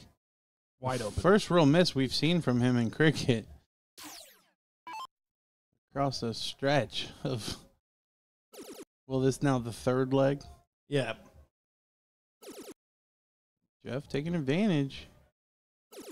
And he is putting no doubts. He's going all the way up to that 200-point limit almost. Yeah, but you got to feel that a couple of triples moving this game towards the finish line would have been better served. Oh, certainly agree there. In either case, that almost felt like, and it's not like he intended it as a statement piece, but it felt like one was saying, I'm just going to go ahead and say, this is how you hit the 19s. A 102 difference. Should be able to just walk along the board. Man's not missing much.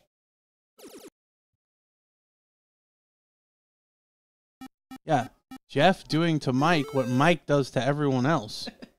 7 for 9 on the triples. Missed 2 different darts on the third dart, that is. The third dart only 1 for 3 triples.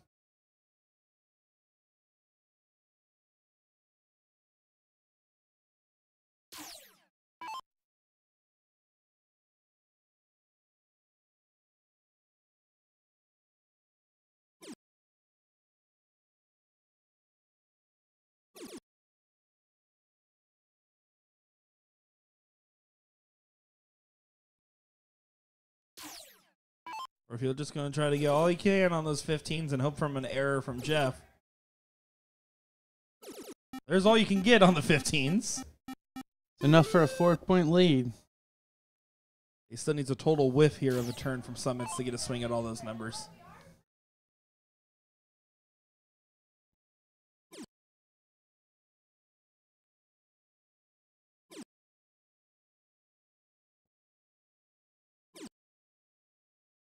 Well, that's a little bit of an opening. Yeah, another 9 on the 15s. Might buy him some daylight. Maybe take the 19. No, he stays there. Back to back, and just like that, he's now up by 120. Jeff's been scoring on these 19s. With the math the way it is, you wonder if he shouldn't switch, and he does.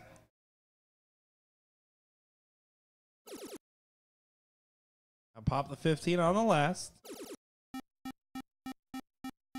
No, he stayed there to get the point lead. I'll mind it. I mean, his 7 mark was only 1 point less than Mike's 9, so a decent exchange there. That's 9 trip 15s in a row, though. That's incredible firepower from Mike Porterfield. He's all paying that damage because of that 2 mark at the very beginning here.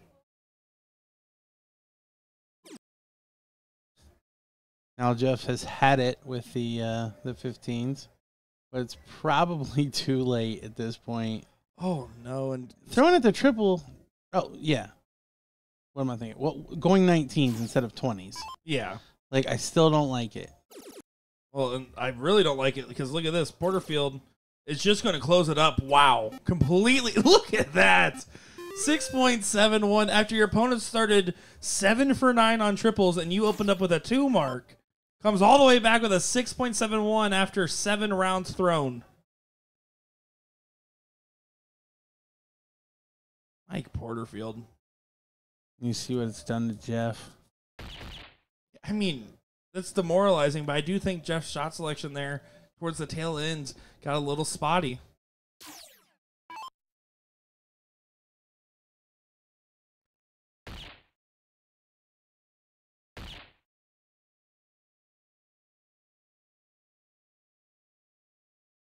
Well, it's possible. Needs 6.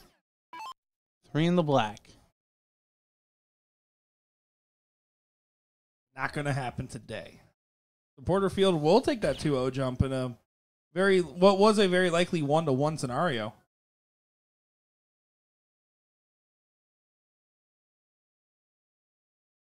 All because Porterfield went back to back to back trips on that 15.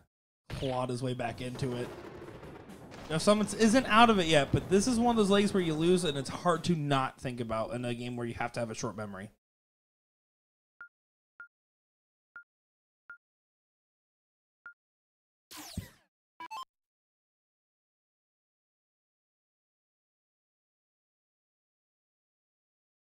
Jeff asking Mike to miss some darts this time around. Let's get on the first. No reason to shake the head. And ends and in. Does recover well. Decent in at 77.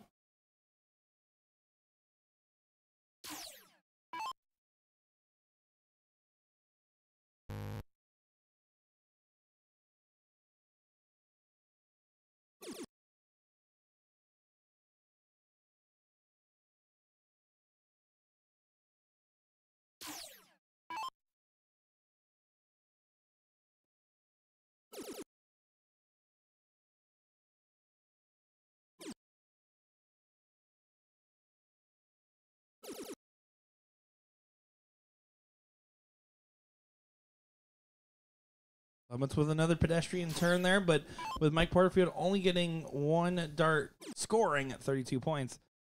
Going to be just fine, although the ground's going to be closed up here. Your throw isn't quite under attack yet, but Jeff needs to hit consistent from here on out.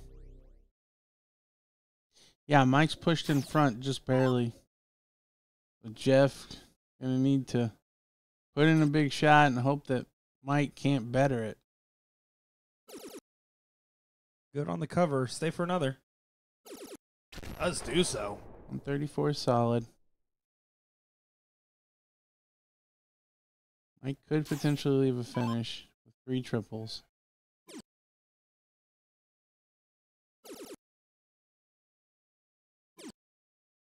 Oh, and that was a little bit of a wayward dart. You can tell it kind of got away from him. He felt it when he threw it. Ryan Big and Bubba is knocked out by Brian McConnell, BMAC, who went pro in New York, if I'm not mistaken.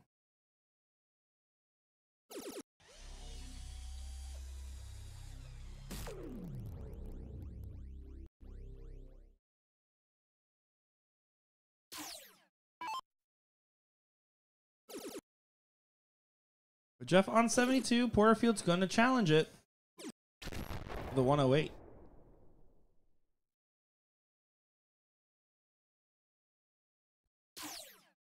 Kind of feels like a must-have here. Would not bank on Mike missing a 108. And a 15 dart hole to throw. It's 1 dart. I think is Jeff the one that went 16 for double 18 earlier? No. 20 for double 16, and he hits it. Great third dart. Jeff does hit another one there, and honestly, I'm just curious to see them play another league of cricket against each other after how interesting that last one was, so I ain't mad about it. Yeah, but Mike gets the start here. And with how deadly he's been going second, I can only imagine going first. This is going to be an uphill battle for Summits. That's pretty good. That was pretty good. Took me a second. I actually was like, wait a second. I didn't say that. I like that.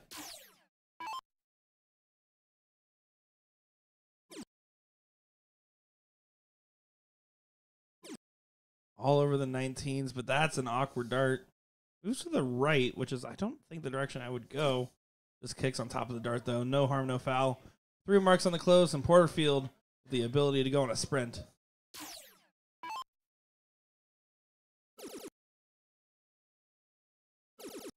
Here comes Mike.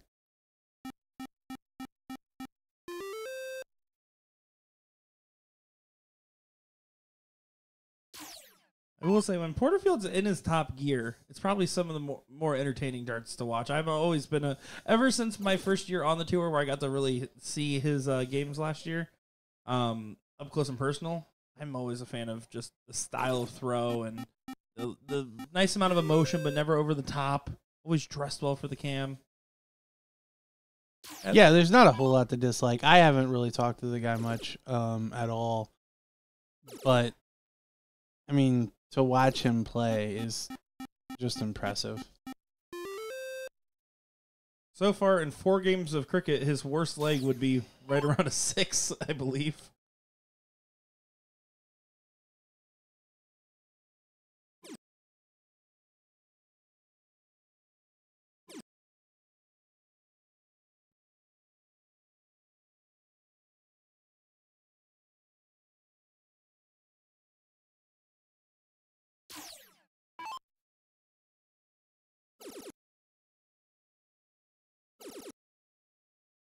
Oh, look at this. Porterfield just looking right at the camera, giving them some stuff back at home. He said, that one's for you, Mark Bond. Pay me my sponsorship money. I think he's feeling it. Yeah. I don't think he's been struggling. I think he really... Ryan, lately in chat, you were right. He is full of it. He is not struggling.